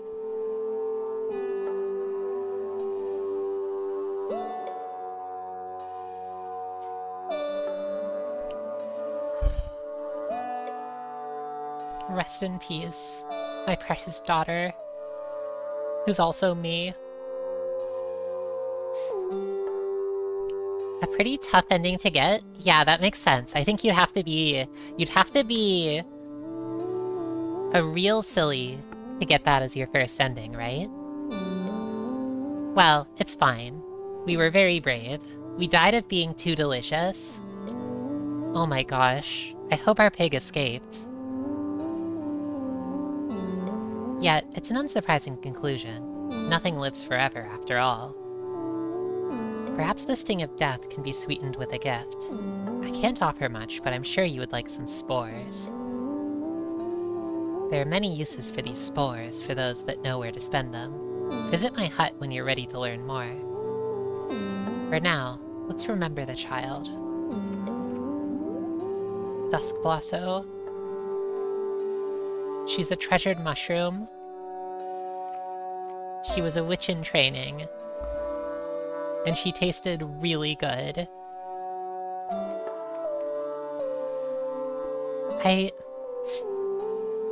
You know,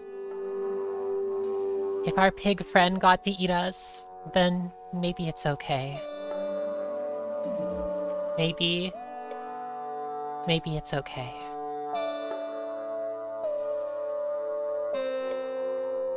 Let's measure what her life was worth. Oh no. Oh, we got some spores. Did we unlock this color? I love to unlock a new color.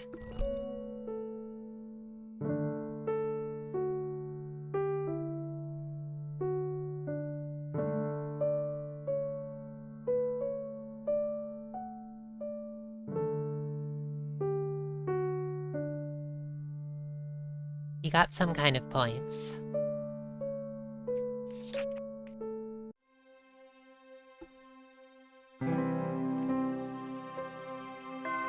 When a new altar appears, you unlock a new color.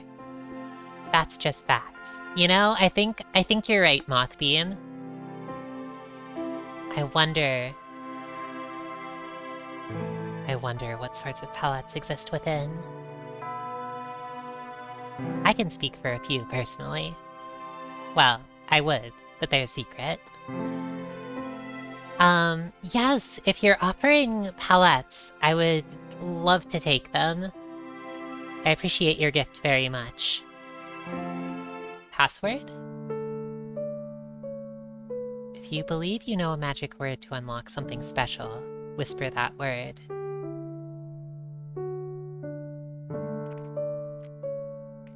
Hollowbel would, in fact, like to encounter mushrooms that reveal new colors for her. That's the truth.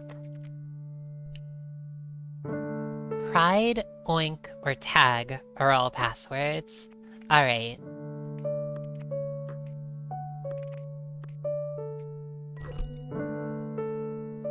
How many ways can one be gay within a 4-color restriction? Let's count. Well?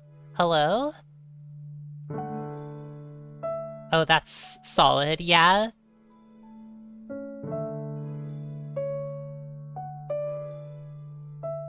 Oh, yeah, okay, okay.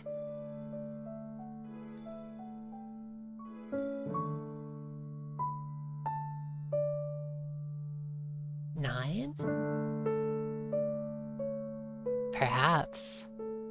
Well, that's 9 of them. Though I'm sure that many mushrooms throughout the game will reveal many new flags for us to discover. That's very sweet.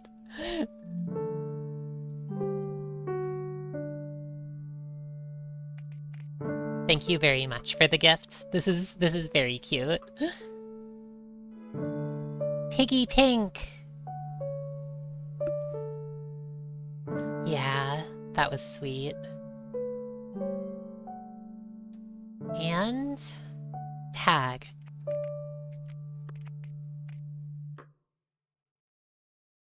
Ooh, another game you made. One for girls who are hopelessly devoted. This is really calming, I like it.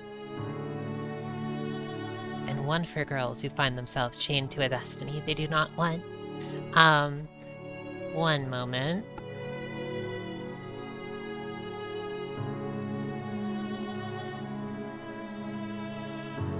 Could this be...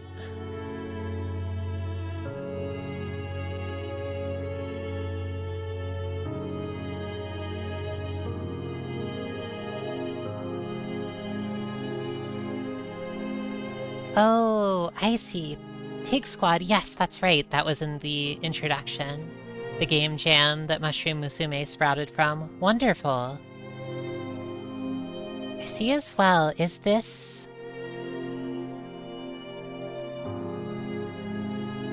Things Are Grim? Is that the second game that these two palettes are based on?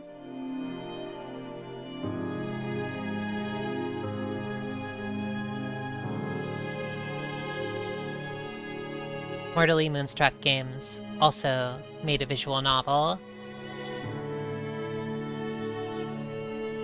called Things Are Grin. And yes, you can find it if you go to their page on itch.io, which you can find if you search Mushroom Musume as well. Wonderful. Please look forward to more new games and updates in the future. Wonderful.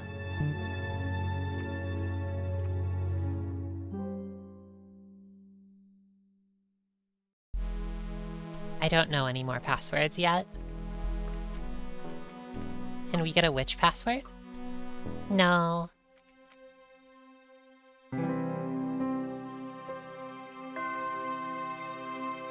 Ooh. Wonderful. Yes, thanks for posting that, Cindervision. Wonderful.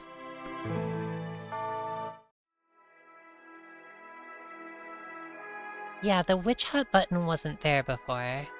Yeah, the kind of person who would sit there trying to think of relevant words that might be passwords, I understand. I can do that sort of thing too, but at the same time, I don't want to spend too long on stream doing it, you know? Growing a daughter is so rewarding, isn't it? You get love, obviously, and to see her grow, but perhaps, most importantly, you also get spores. It could be said that spores keep the circle of life flowing. I skipped through the text. My mouse is a little bit finicky. Good night. Good night, Mothbeam. We'll spend some time with some more mushroom daughters. Hope you sleep well.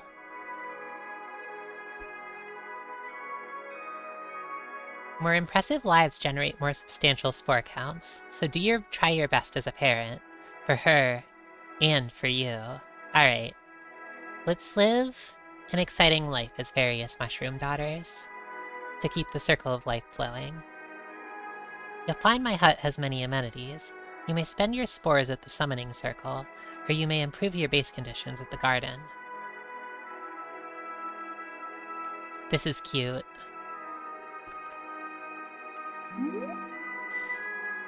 The summoning circle is a little project of mine, you could say. I filled it with treats of all kinds. Gardening supplies, colors you've never imagined, even a piece of music or two. Really, there's too much to mention. Why don't you just give it a try? Your first taste is free. That sounds dangerous. Well, if it's just spores, then it's fine, right?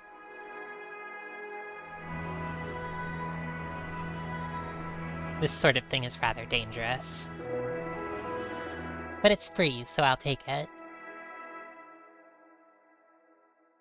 A note. I think the recluse wrote this.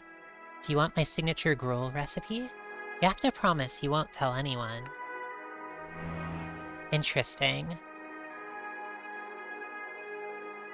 Is that a bit of knowledge that can help on a future playthrough, maybe? Oh! You can see a new color that you couldn't before. Lovely.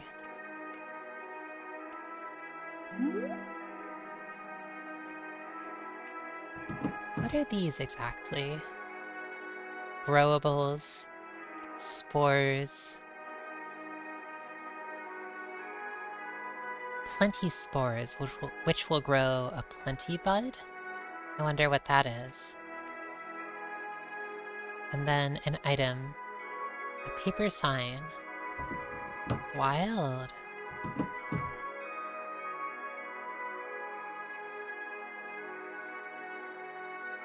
Oh.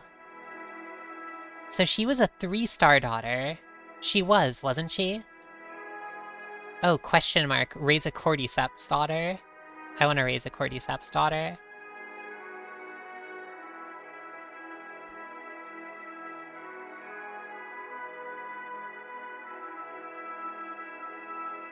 There are all kinds of achievements in there, and I won't look at them yet.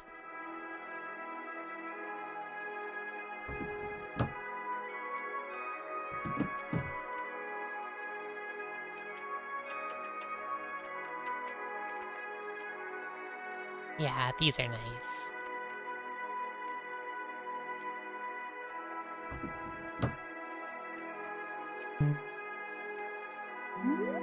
Garden?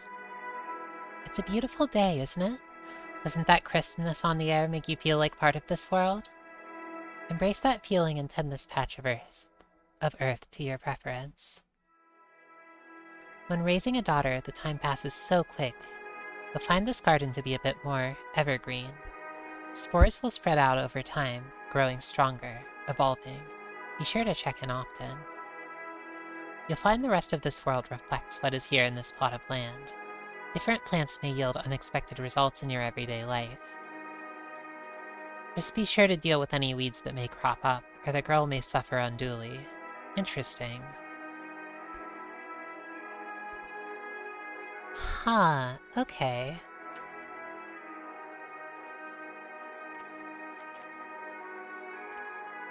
So...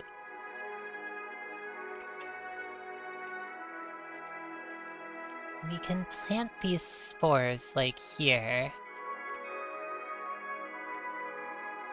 She's likely culinary.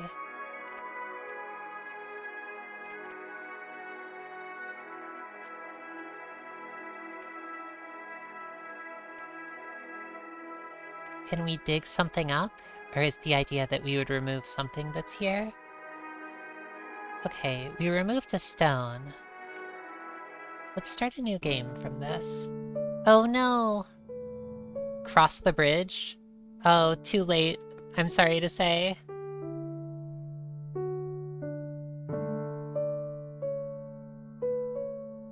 Oh, that's a part later in the game. Okay, cool.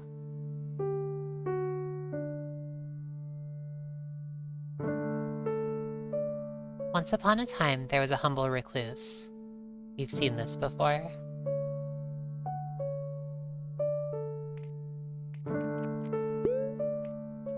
While we're here...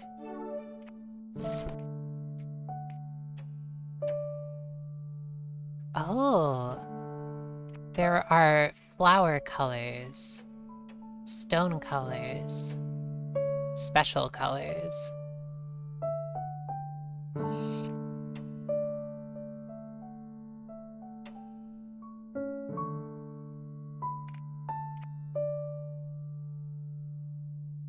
I'd like to look into this text some more sometime. Just, What? Koja! Thank you so much for the subs! It's incredibly appreciated. Thank you so much! And welcome. Great to have you here. You only raised the bestest mushrooms for us, right? Yeah. Yeah. We only raised the bestest mushroom. It's true. Well, we raised a darling girl named Duskblosso, but she got eaten by wolves and died because she wanted to go on a quest. I think she died as she lived, which was going on quests. So I'm very happy for her, but I'm sad too. Let's go with this one for now. But once we get a mushroom, we can switch over to that mushroom color.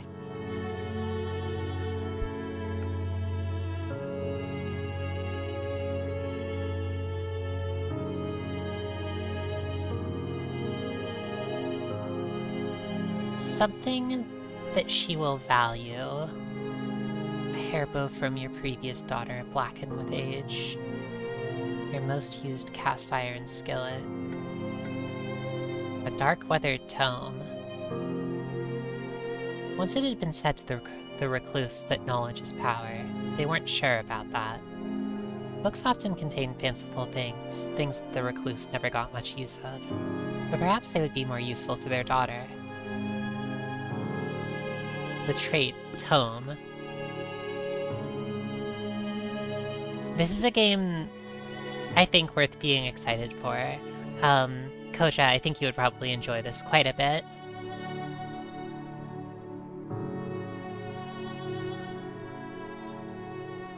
Yeah, I think the use of this sort of deep blue is really nice as a, like, fourth balancing color.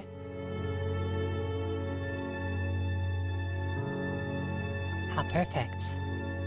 After their brief detour to meet with the witch, the recluse resumed their normal day-to-day schedule. The recluse slept more soundly that night than they had in ages.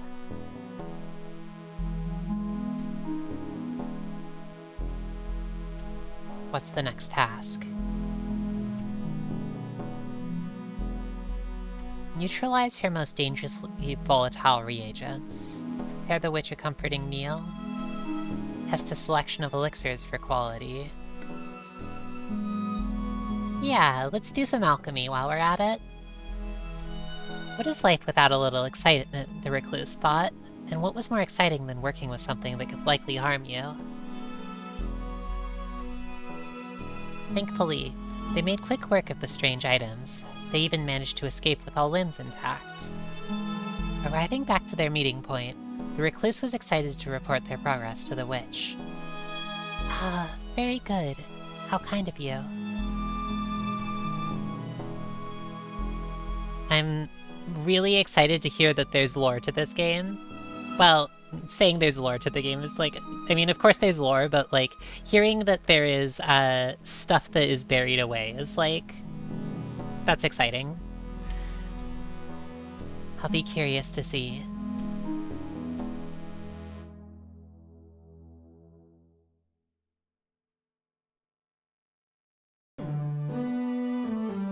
To go back and replay Long Live the Queen? Oh, Ree, how is that? I remember I played that.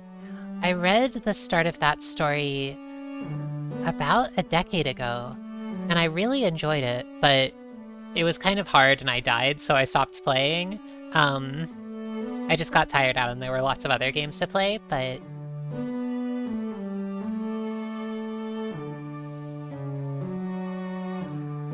I've been curious to revisit it after playing Princess Maker with Tristy.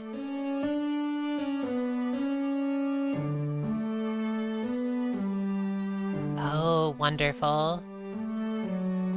Raising daughter by committee is dangerous, but that's very fun.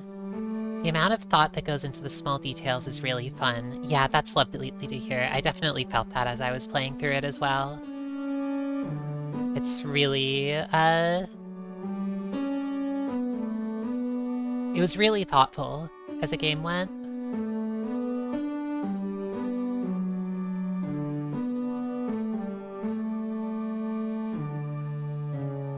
Okay, let's find something colorful for our daughter.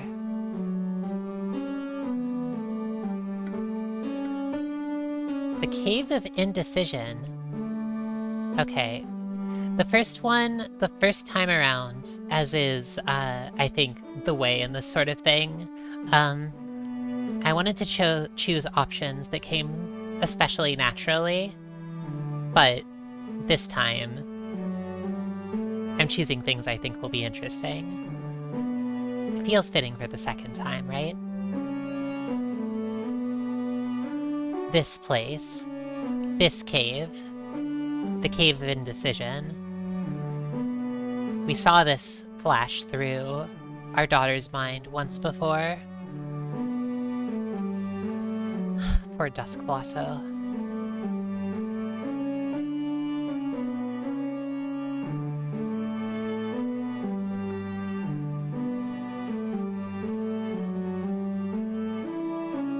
Many builds in Long Live the Queen that can survive, but many more that can't. That makes a lot of sense. One of our Elodies died to the laundry on the stairs. That is really funny.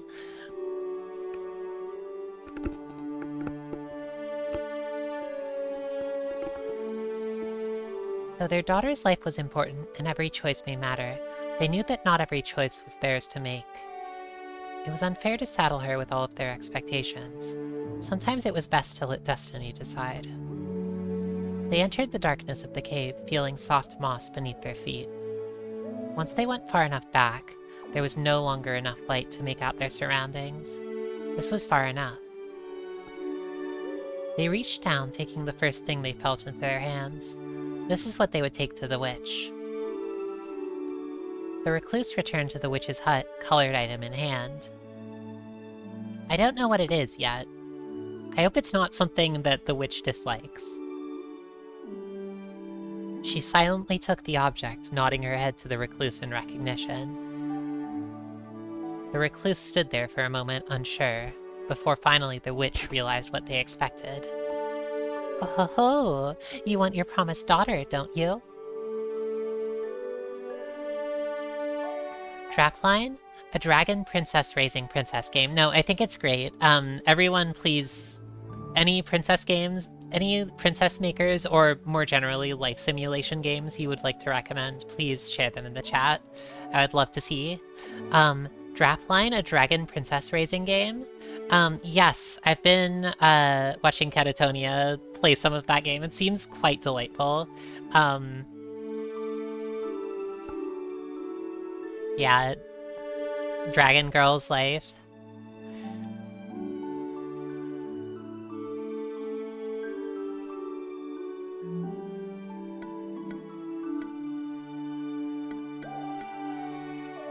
Let's pay in well.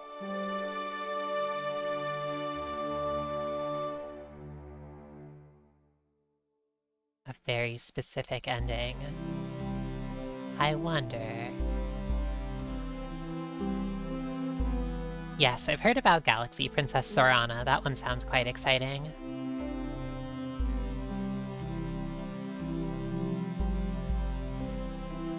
A young girl needs a proper name.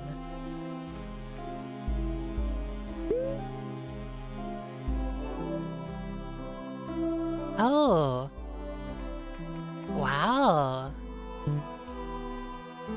This is a strange color scheme.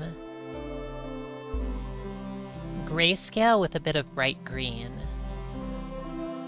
Is this the moss we found? Or the ending where the player gets, yeah, the ending where the player gets forward. Okay. You mentioned Drapline, and I was like, I have a feeling what, you know, what Koja's comrade is playing this game for. I just have a guess. I have a feeling it might be that sort of game. So that's good to hear. Alright. What will this young mushroom girl's name be?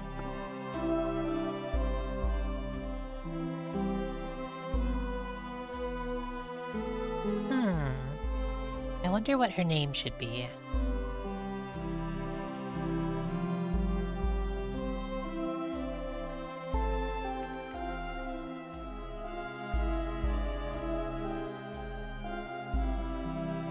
Vriska, if you like Homestuck, oh my gosh, I don't know if I could bear to name her Vriska. I feel like that would be putting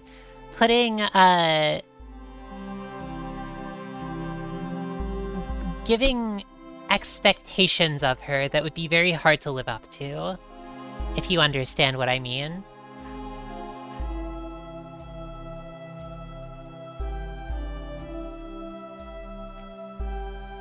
I could understand something for you get a special thing for naming her that? Oh my god. Alright.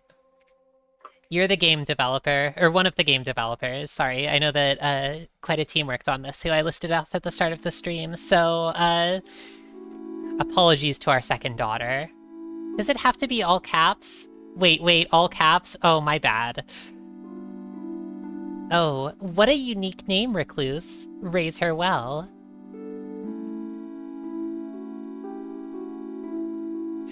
This name Easter egg is from the other devs, lol. Okay, you're spared.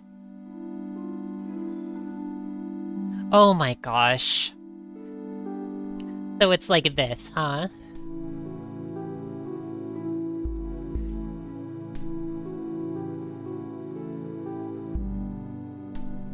I have some words for these other devs. Which are...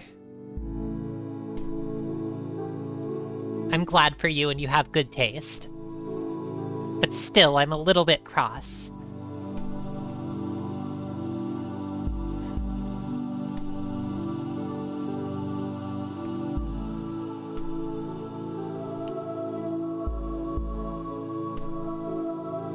Well, let's care for our precious daughter.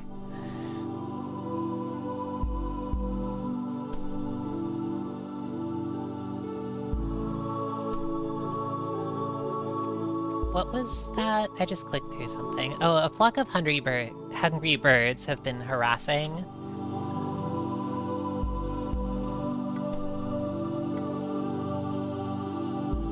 We don't have enough money. Let's get some food.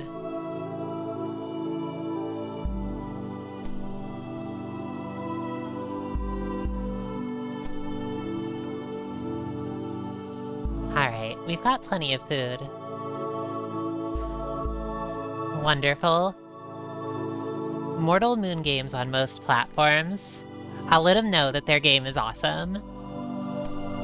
I won't tease them too much about this. Nothing more could be done to the birds. The matter was laid to rest.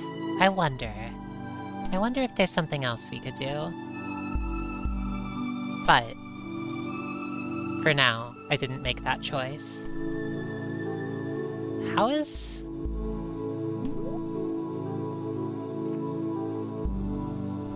Vriska, the hateful mushroom. I'm glad the game developers... I'm glad that you all were having fun with this. Wait all the way until April 13th. Sounds good. Vriska, the hateful mushroom.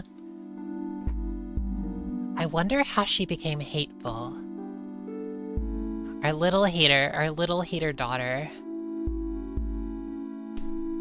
The dolly lace pattern in the middle of the menu? Yeah, is this different than usual?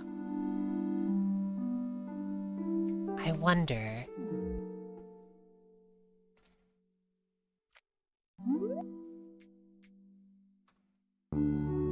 you know, that looks... I can't tell if that's an A or...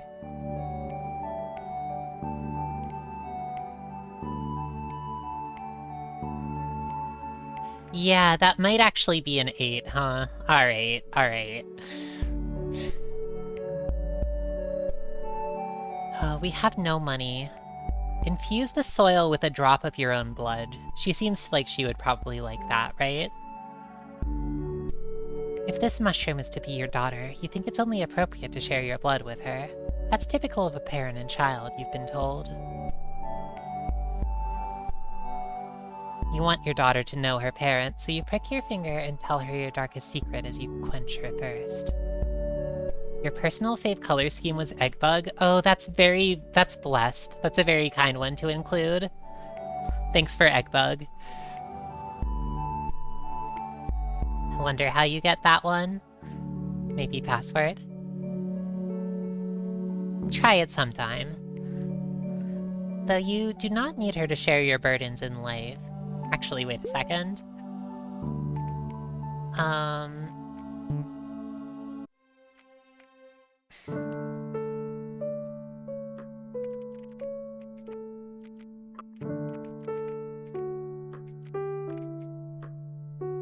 Ah, I see! Yes, I have something for you. Oh, that's blessed. Very nice. Thank you, comrades. Thank you, Eggbug.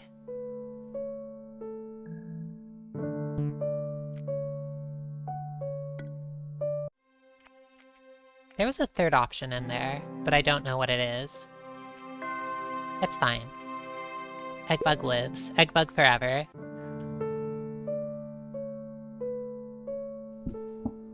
Huh? Something's happening! Oh my gosh! She's become... wide and round. She hops around your home with determination. Hee. You're the almanac? Perfect. The creature jumps about with ease, with clear intent now visible on her new face. Her new face is cute. Her demeanor seems active and brazen, often finding herself engaged in troublesome play. That's wonderful. Encourage her boldness, spend time nurturing her environment, motivate her to do something safer. Let's encourage her boldness. You want to promote her adventurous nature.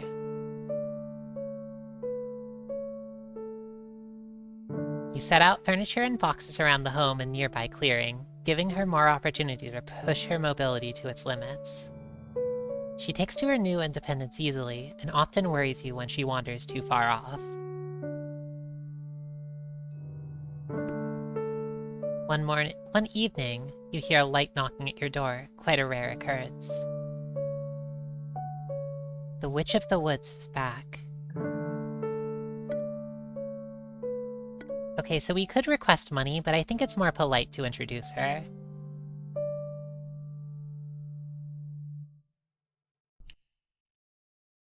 The gloomy woman. I'm sure our daughter, Vriska, will love her very much.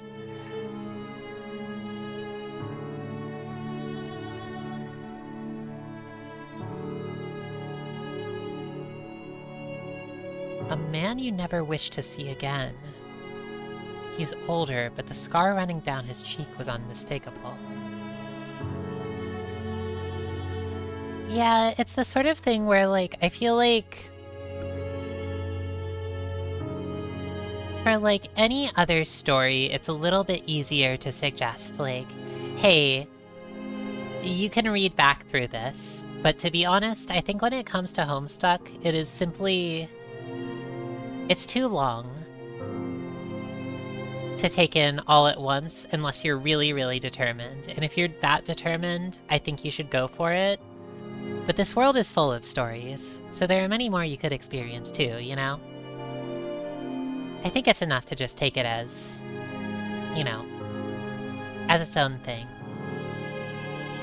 your choice of how much of it you want to read is part of the story too, you know? As for me, I read the whole thing. I don't regret it. It was a fun time. It took me a while to find you this time, recluse. The sound of his voice sends a long-forgotten chill down your spine. This man is your former business partner, from a time when you did work that was less than admirable. What was... I wonder what sort of other life the recluse had. Was there something that drew them to be a recluse? I'm sure all this time alone has given you plenty of time to reflect. Are you finally ready to get back to business? Kill the man. Give the man a significant sum of money to go away. I'm going to beg him to leave us alone. You're older now than you ever were before. Things that used to suit you no longer do. Though it's not something you often find yourself prone to doing, you drop to your knees and clasp your hands together. You explain that you're a parent now. There's a reason you live outside of society, and you would appreciate it if he simply allows you to continue the way you are now. He listens to your words carefully, and his response comes slowly. I suppose I'll accept that, but only if you kiss my boot. Do you kiss the man's boot? You know what? Sure. I don't mind a little humiliation. Through gritted teeth, you bow down from your meal and kiss the leather of his boot. This elicits a joyful laugh from the man. Our poor daughter Vriska is watching. I never thought I'd live to see the day.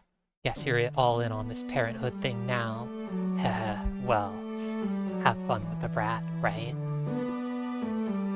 He waves, then turns around and walks away, hopefully for the last time. Well, we've debased ourselves. But at least it's over. Our stamina dropped by like 5 after that. Pretty good. Huh? Something's happening.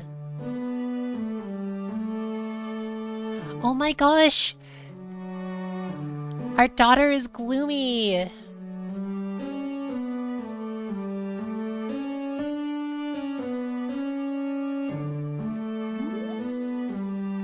Hee. This is an awesome art. She looks very gloomy. Hair over the eyes, yeah. This is our daughter Vriska. She's growing nice and strong. She's standing perfectly still in the forest.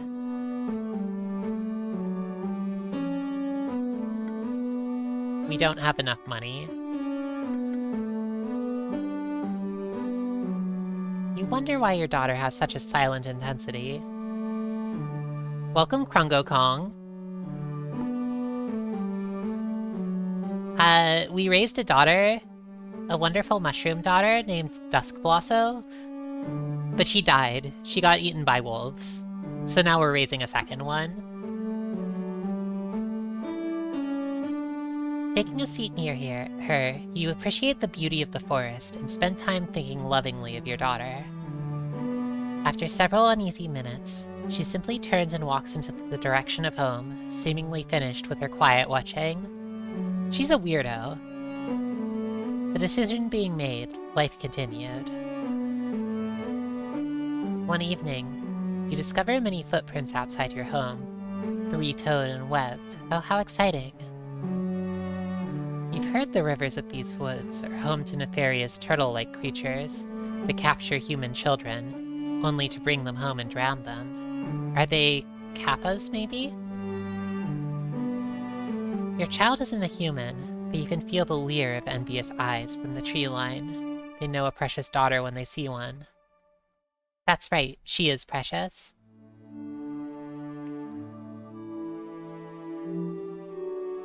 Deal with the issue decisively. Stand guard until they stop. Purchase a magic ward. Keep your daughter inside. Or hunt one. We don't have much stamina. Alright, let's hunting. A netting. Some spare poison. And a sword you swore never to see used again. Though if it's to protect your daughter, you don't see any reason not to. Our poor daughter is going to be traumatized. I'm sacrificing the soul of the recluse to protect her.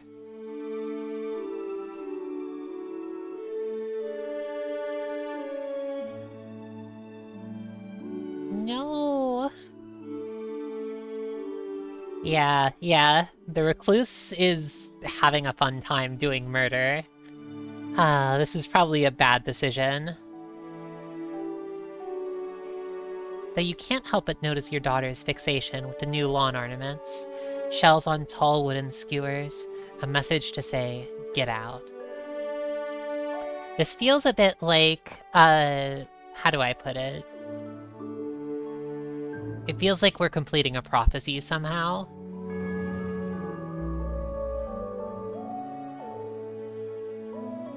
Oh yeah, we're exhausted.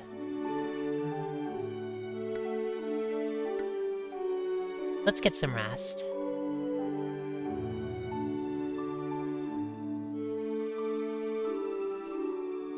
Though I think we're nearly there.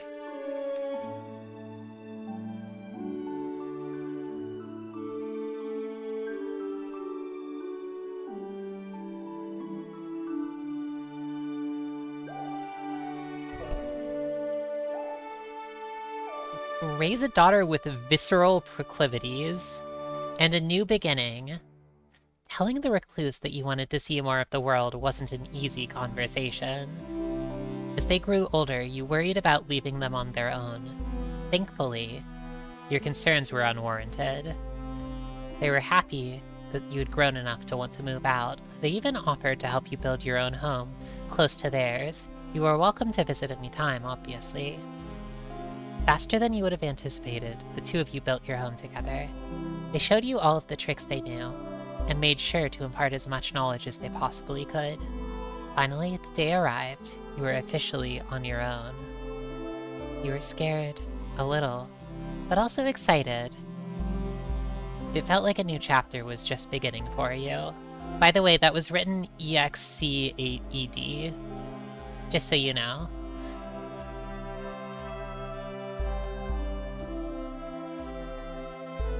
A funeral bell! She's a funeral bell! She has little horns too, hang on. Was that intentional, I wonder? Oh my gosh. She's a funeral bell? I do wonder about these horns. Is this a specific, like, mushroom daughter that has horns, or are these just stuck on any daughter that... Yeah, I was thinking I didn't remember them having horns, so...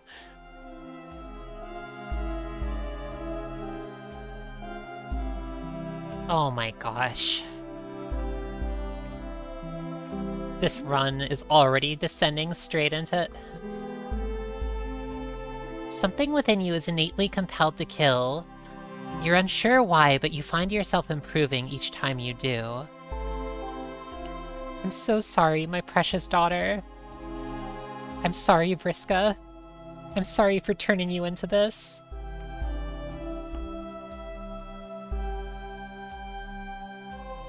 Cries often. And doomed. She's quite unlucky. That's actually interesting. Well, sometimes fate has a way. Mystic bond. Loving parent.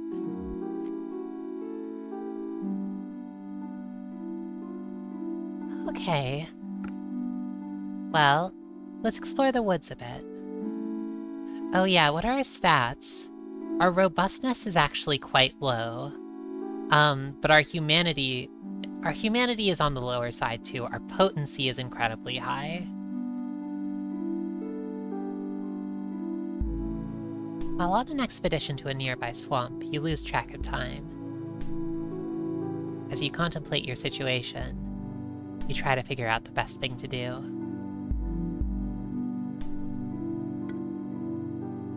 Doom? What is this doom up here?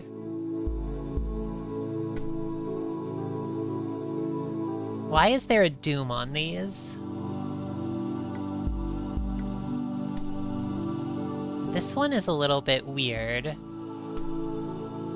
Keep cool and calmly evaluate this situation, but it has like a skull and it's like covering, it's like filling up in bile.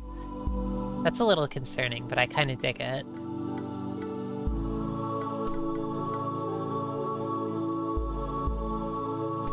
I want to click it because it looks cursed. Oh, would you like to know the Doom mechanic or not have any backseat?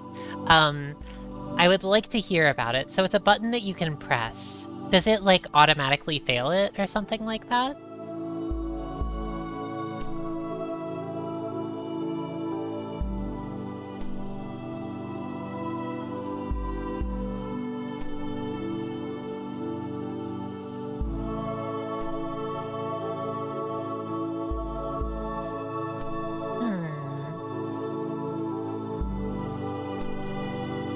It auto-fails to get the text for that. Okay, that makes sense. That's really nice.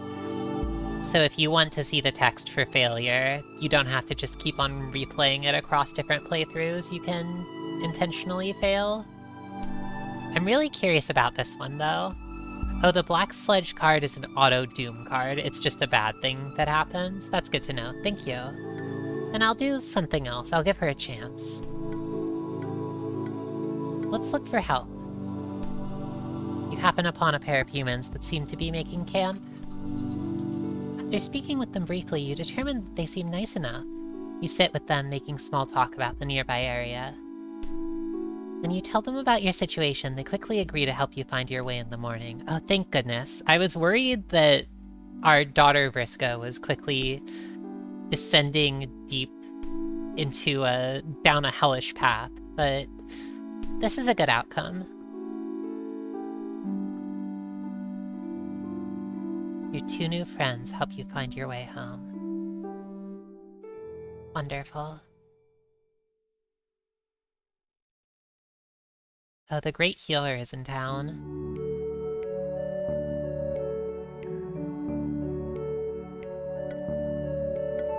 You know, why not? We might be able to learn something new.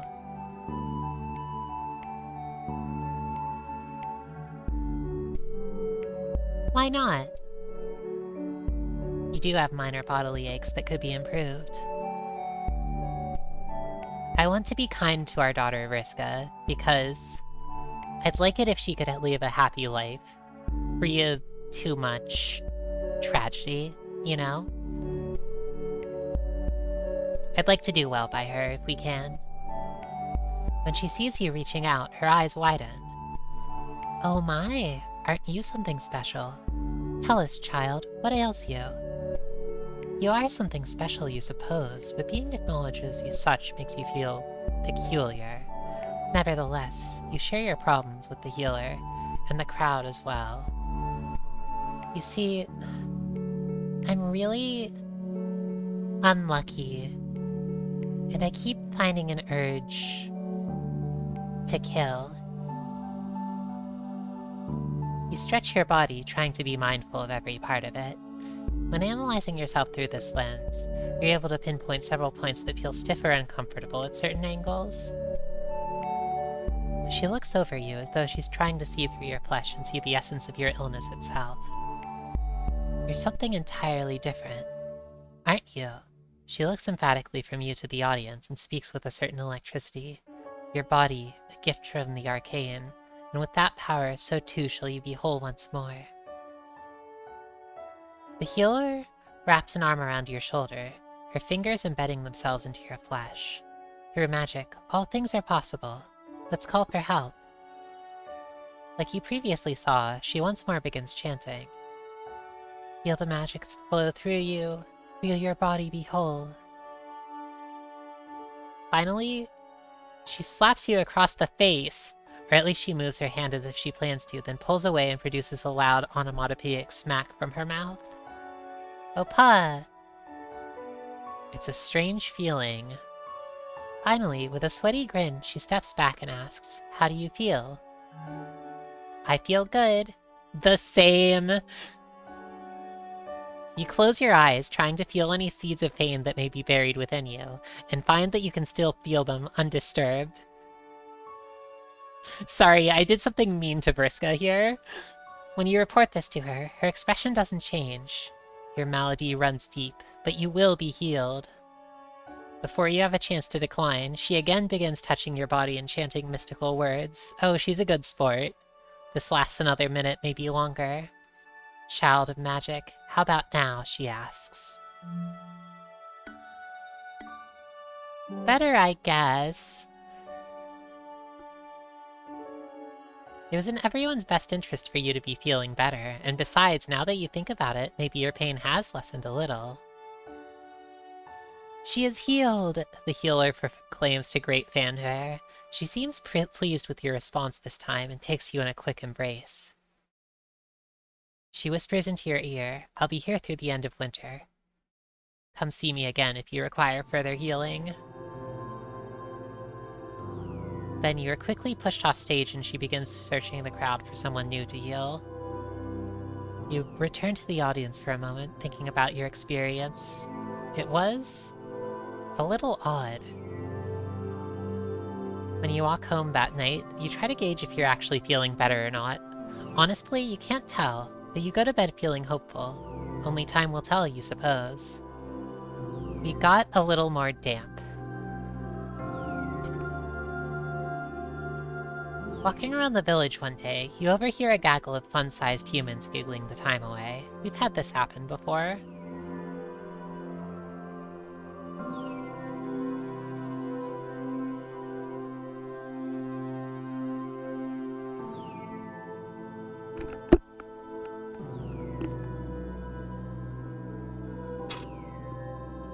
I love becoming slightly more damp, question mark? I'm glad you ended that with a question mark. One tooth won't kill ya. Go for it. Actually, given her robustness, one tooth might kill her. Coming to your senses, you realize self-mutilation with the goal of financial betterment is asinine to say the least. Alright, we're changing our fate. We're changing Vriska's fate.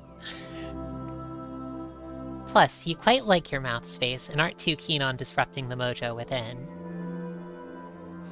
Maybe you'll just have to take one of those munchkin's teeth someday. For science. While wandering the woods near your home, you suddenly hear something rustling in the foliage ahead of you. Before you can react, a large boar bursts from the brush and locks eyes with you. You sense an intense flaming aura of determination emanate off this wild hog.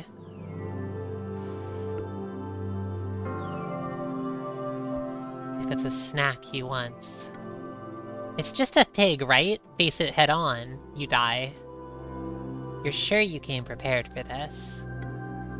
Run for your life. Okay, look, the thing is... we didn't come prepared for it, and... I know what happened last time we tried to fight a monster. Okay, we passed. You did the first thing that comes to mind, turn tail and run. You can hear the pig giving chase at first, but you quickly outrun it. Your walk may have been cut short, but at least you got some decent exercise at the end there. You feel a crisp breeze. The heat is relenting, trees are changing in color. Fall has arrived.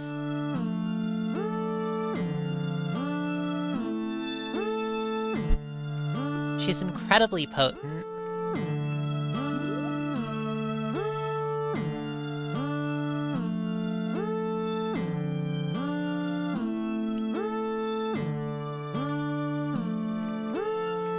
Where is it? Increased by a titillating meal or by titillating danger. The strength of her mushroom type or her ability to perform in stressful situations. Interesting. So... that's good to know.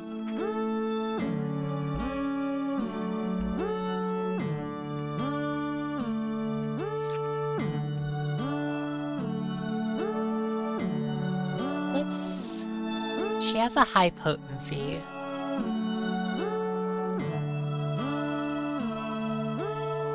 Let's go to the countryside. Blossoming fruit trees. The stat is about her as a mushroom and a person. Well, she's a mushroom MUSUME, so it's gotta be, right?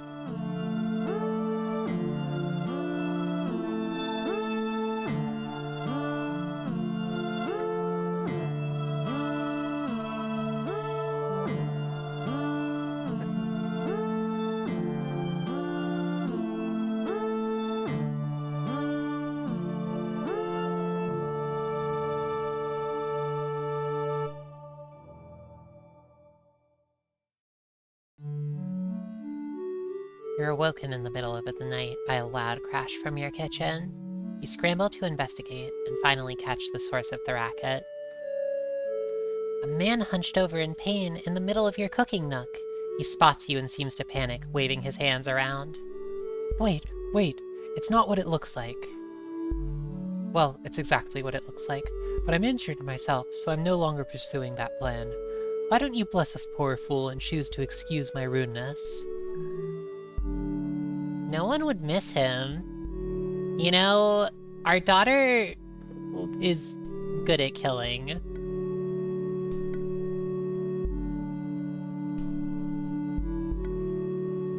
Let's excuse his rudeness. With a sigh, you help the man to a more comfortable seating situation. It appears that you may have injured his leg somehow in a fall. After a short while, he seems more comfortable moving around. Thank you kindly for the help, ma'am. She became less potent. He seems appreciative and shockingly charismatic. He gives you a sly grin and a wave before leaving you to your own business.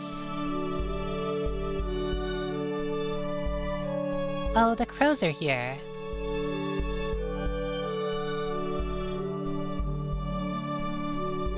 You look up to find a rather large group of sleek blackbirds perched in the trees above you. A few are eyeing your garden while others are just birding around. Just watch them for a bit, feed them some scraps. Did you know? For goodness sake, crows and marine. Thanks, Sandra. You head to your kitchen, scrounging up some nuts and bits of old bread before returning to the murder outside. Just a tip, if you do this, crows will be your friends. At least, whether or not they're your friends. They'll appreciate the gift, most likely.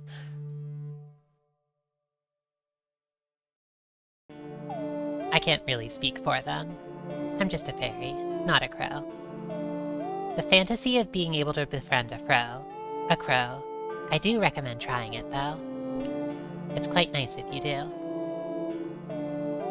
A few of the braver ones eventually swoop down and start to peck at the scattered bits of food, others still watching from on high. You sit back down, spending a relaxing afternoon watching them eat.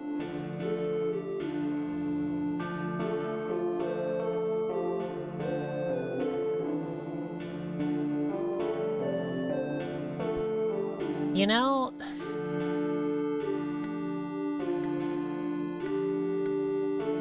I bet she could do a dangerous quest. She's quite potent. I think she could do this, and if she can't, she'll run away.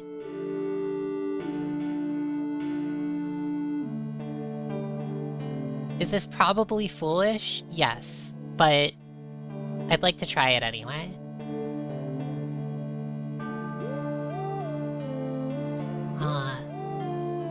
That's tricky. It's certainly easier to feed crows if they live near you.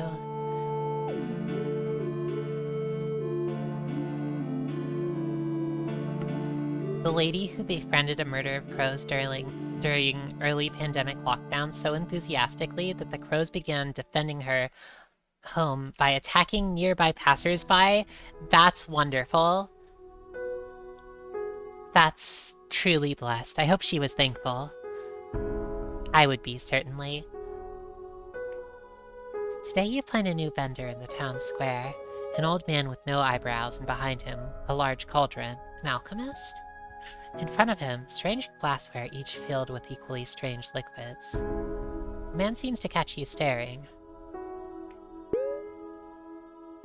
Don't worry, girlie, I ain't no witch, He proudly proclaims. You don't bother to tell him, but you're able to deduce that much. I have potions for everything. Tell me what you want, little mushroom girl, and I'll make a potion for it. Alright. This seems sketchy to say the least, but you can't help but be curious. I want to be something better. That's the sort of thing that a character like Briscoe would say. I want a different lot in life. I've always wanted to pursue different skills. I want to be stronger. I don't want anything, or perhaps a surprise. I don't really... Okay, I think she wants to be stronger. He nods knowingly.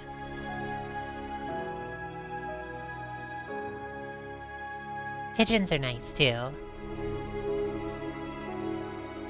I hear you. My personal weakness is my breath. I hope you beg my pardon. You couldn't help but wonder why he didn't simply brew himself an oral rinse, but you choose not to confront him about this. You quickly negotiate payment with the man, and when the two of you reach an agreement, he begins to brew your potion. The man moves surprisingly quick for his age. The choice card corner swirls aren't just aesthetic. Really interesting. I'll click on them next time.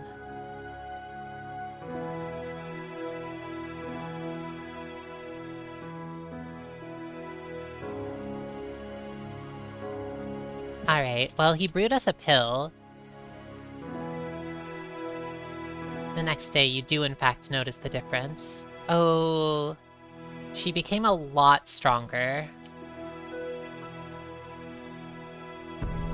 You make a note to thank the man when you return to town, but find he has vanished. Oh well, what a strange man. While on your way to gather firewood, you find that your world is suddenly turned upside down. Quite literally. You somehow walked yourself right into a trap. You call for help, hoping someone is nearby. Thankfully, that seems to be the case. This is nice. I like this song. A sense of familiarity. It's the thief who attempted to rob you in the night. Why, hello there, he greets. You seem a little high-strung today. You better let me down, you piece of shit. He's quick to help cut you down. Okay, thank you. I'm sorry for the inconvenience. I wasn't trying to catch you. I'll tell you what, to make up for it, plus the attempted robbery the other night, why don't I teach you a thing or two? Of course, my areas of knowledge are rather narrow. Yeah, the music player in the UI is really nice. I like being able to see the song titles. I do like learning. Yeah, I think she'd like to learn about trickery and roguecraft. You have no reason to decline. Your chore wasn't time-sensitive, so you agreed to shadow the man for the rest of your day. The two of you get up to many hijinks, and you discover that though the man does have a penchant for thievery, he seems to try his best to avoid overt cruelty. You discover many useful tricks along the way, even if most of them are not entirely lawful. She's getting very damp, I've noticed. Thief's Apprentice. Oh my gosh. You know, maybe she's a bit... She's going down a certain path, it feels.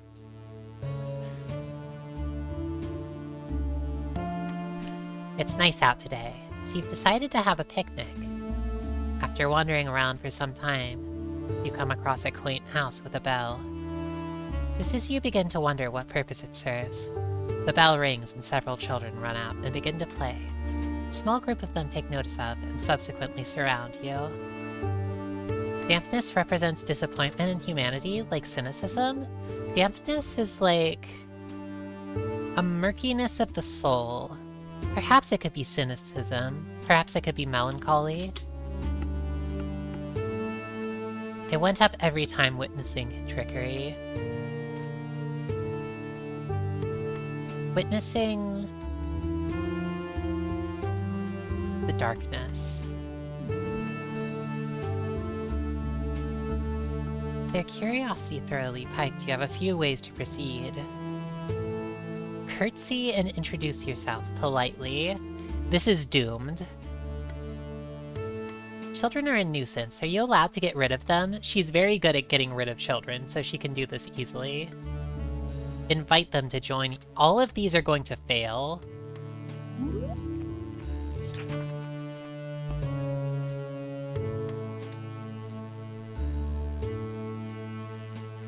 Oh, I see. We have a Doom card. We don't have the card that lets us get out of this situation. You know... Okay, so the only one we can do without beefing it is this one that says, to kill them. Let's curtsy and introduce ourselves politely.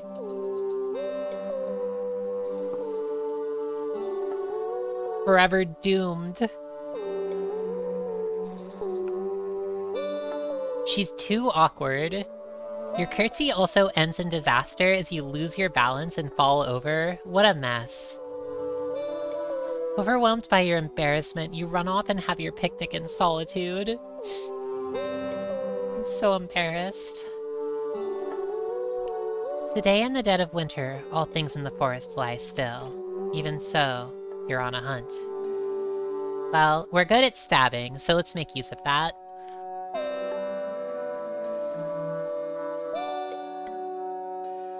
Call out, making your presence known. She passed that one easily. You let out a resounding yell, an echoing shout that bounds through the woods for all to hear, announcing your hunt. A howling sounds in reply, accepting your challenge. You can't help but be unsettled by how close the source is, but at least you're engaging on your own terms.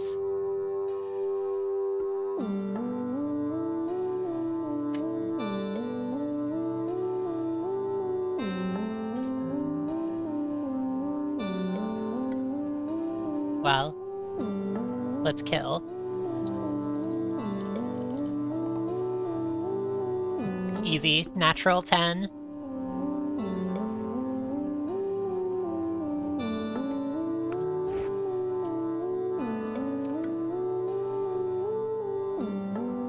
Let's not attempt to slay them both.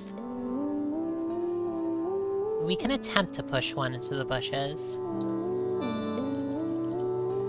Oh no! Okay, it didn't work. Oh no! Did we get eaten again? Gosh darn it.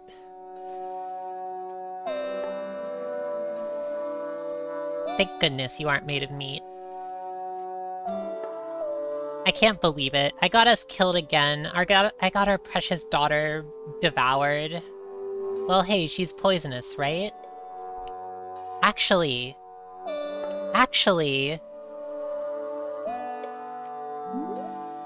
she's alive. And the thing is...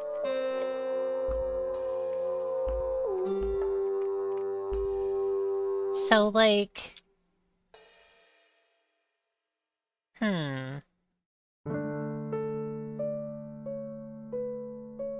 The thing is that truffles were quite tasty, so the wolves, like, devoured her entirely. But... a funeral bell is kind of... well, I don't actually know how they taste. They might taste fine, but they're not good to eat, so presumably those wolves who were having a piece of her didn't come back for seconds, for a reason. They're, like, super duper poisonous. They're extremely poisonous.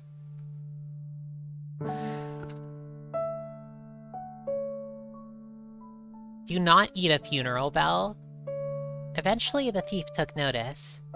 He complimented you on your improvement in lockpicking skills and vocally wondered if you had ever considered a life of thievery. You vocally wondered back what it would mean if you had. What a stupid conversation we're having, isn't it? Why don't we simply agree that you aren't bound to the laws of humankind anyways? Now, let's go rob some rich fools, shall we? You, of course, happily agreed. Really? Okay. Vriska agreed to go rob some rich people. In time, you practiced your talents often enough that the gap between your skills and his grew ever narrower. You're remarkably inedible. Have you considered becoming a thief? It was understood that he had his skills and you had yours, and it was also understood that the two of you worked best as a team. You were glad that you were able to find happiness, even if it was in an unconventional way. Ending. The thief's partner in crime. That's really sweet. Oh my gosh. She grew up to become a thief. You've become the thief's peer. Hateful, huh? And absent. This one's interesting.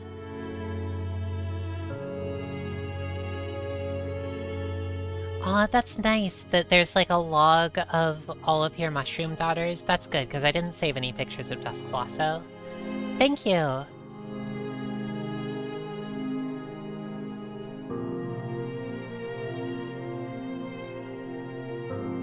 That was wonderful.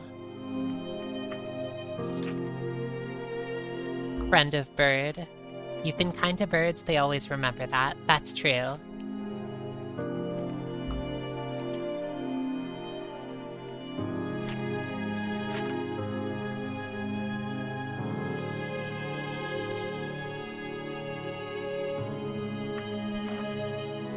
Colosso became enshrined as the entree. That's true when you think about it. Ooh. Hey. There's gnomes down there. Oh, I see. So this is something you can do over the course of the game? You can tend to your garden, and it'll keep on growing? You stepped away for a minute to start feeding cats and it's over. Well, Vriska became a thief. She was very good at it. This game is wonderful. I really love it. It's a... Welcome, Nutritious Milk. This was a really, really beautiful game, and I enjoyed it quite a lot. I'd like to play some more some other time. Maybe next week if I feel like it. I don't know. I guess I'll let you all know if, I stream this next week, but I think it would be fun to see more of this game. I'm really, really enjoying it so far. If I don't stream it, I will certainly play it on my own time because I really love it. But also, you know, it could be nice to share more with you all as well. Thank you for making it! It's been a real pleasure to get to experience it, and also thank you for blessing us with your presence here. It's been a lot of fun. And yes, everyone, go play Mushroom Musume. It's a lovely game. I'd love to hear about your mushroom daughters if you do play.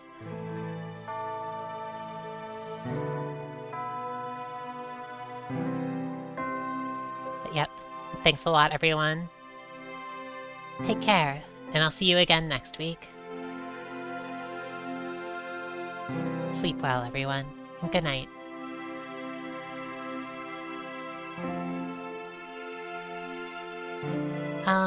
If you want, you can stick around for the raid. Do I have anyone I want to raid? Maybe I could. I wonder if, actually, hey... Maybe somebody could help me out with this.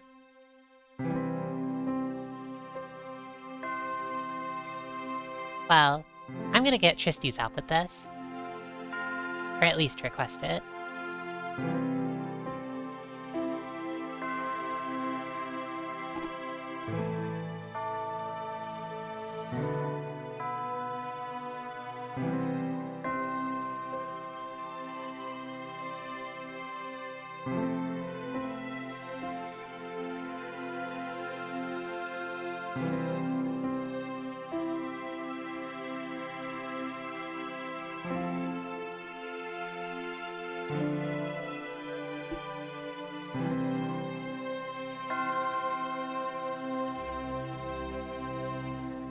Does this work? Perfect. Alright. If anyone wants to stick around for Rugi Blues, then stay here. Otherwise, good night, and see you around.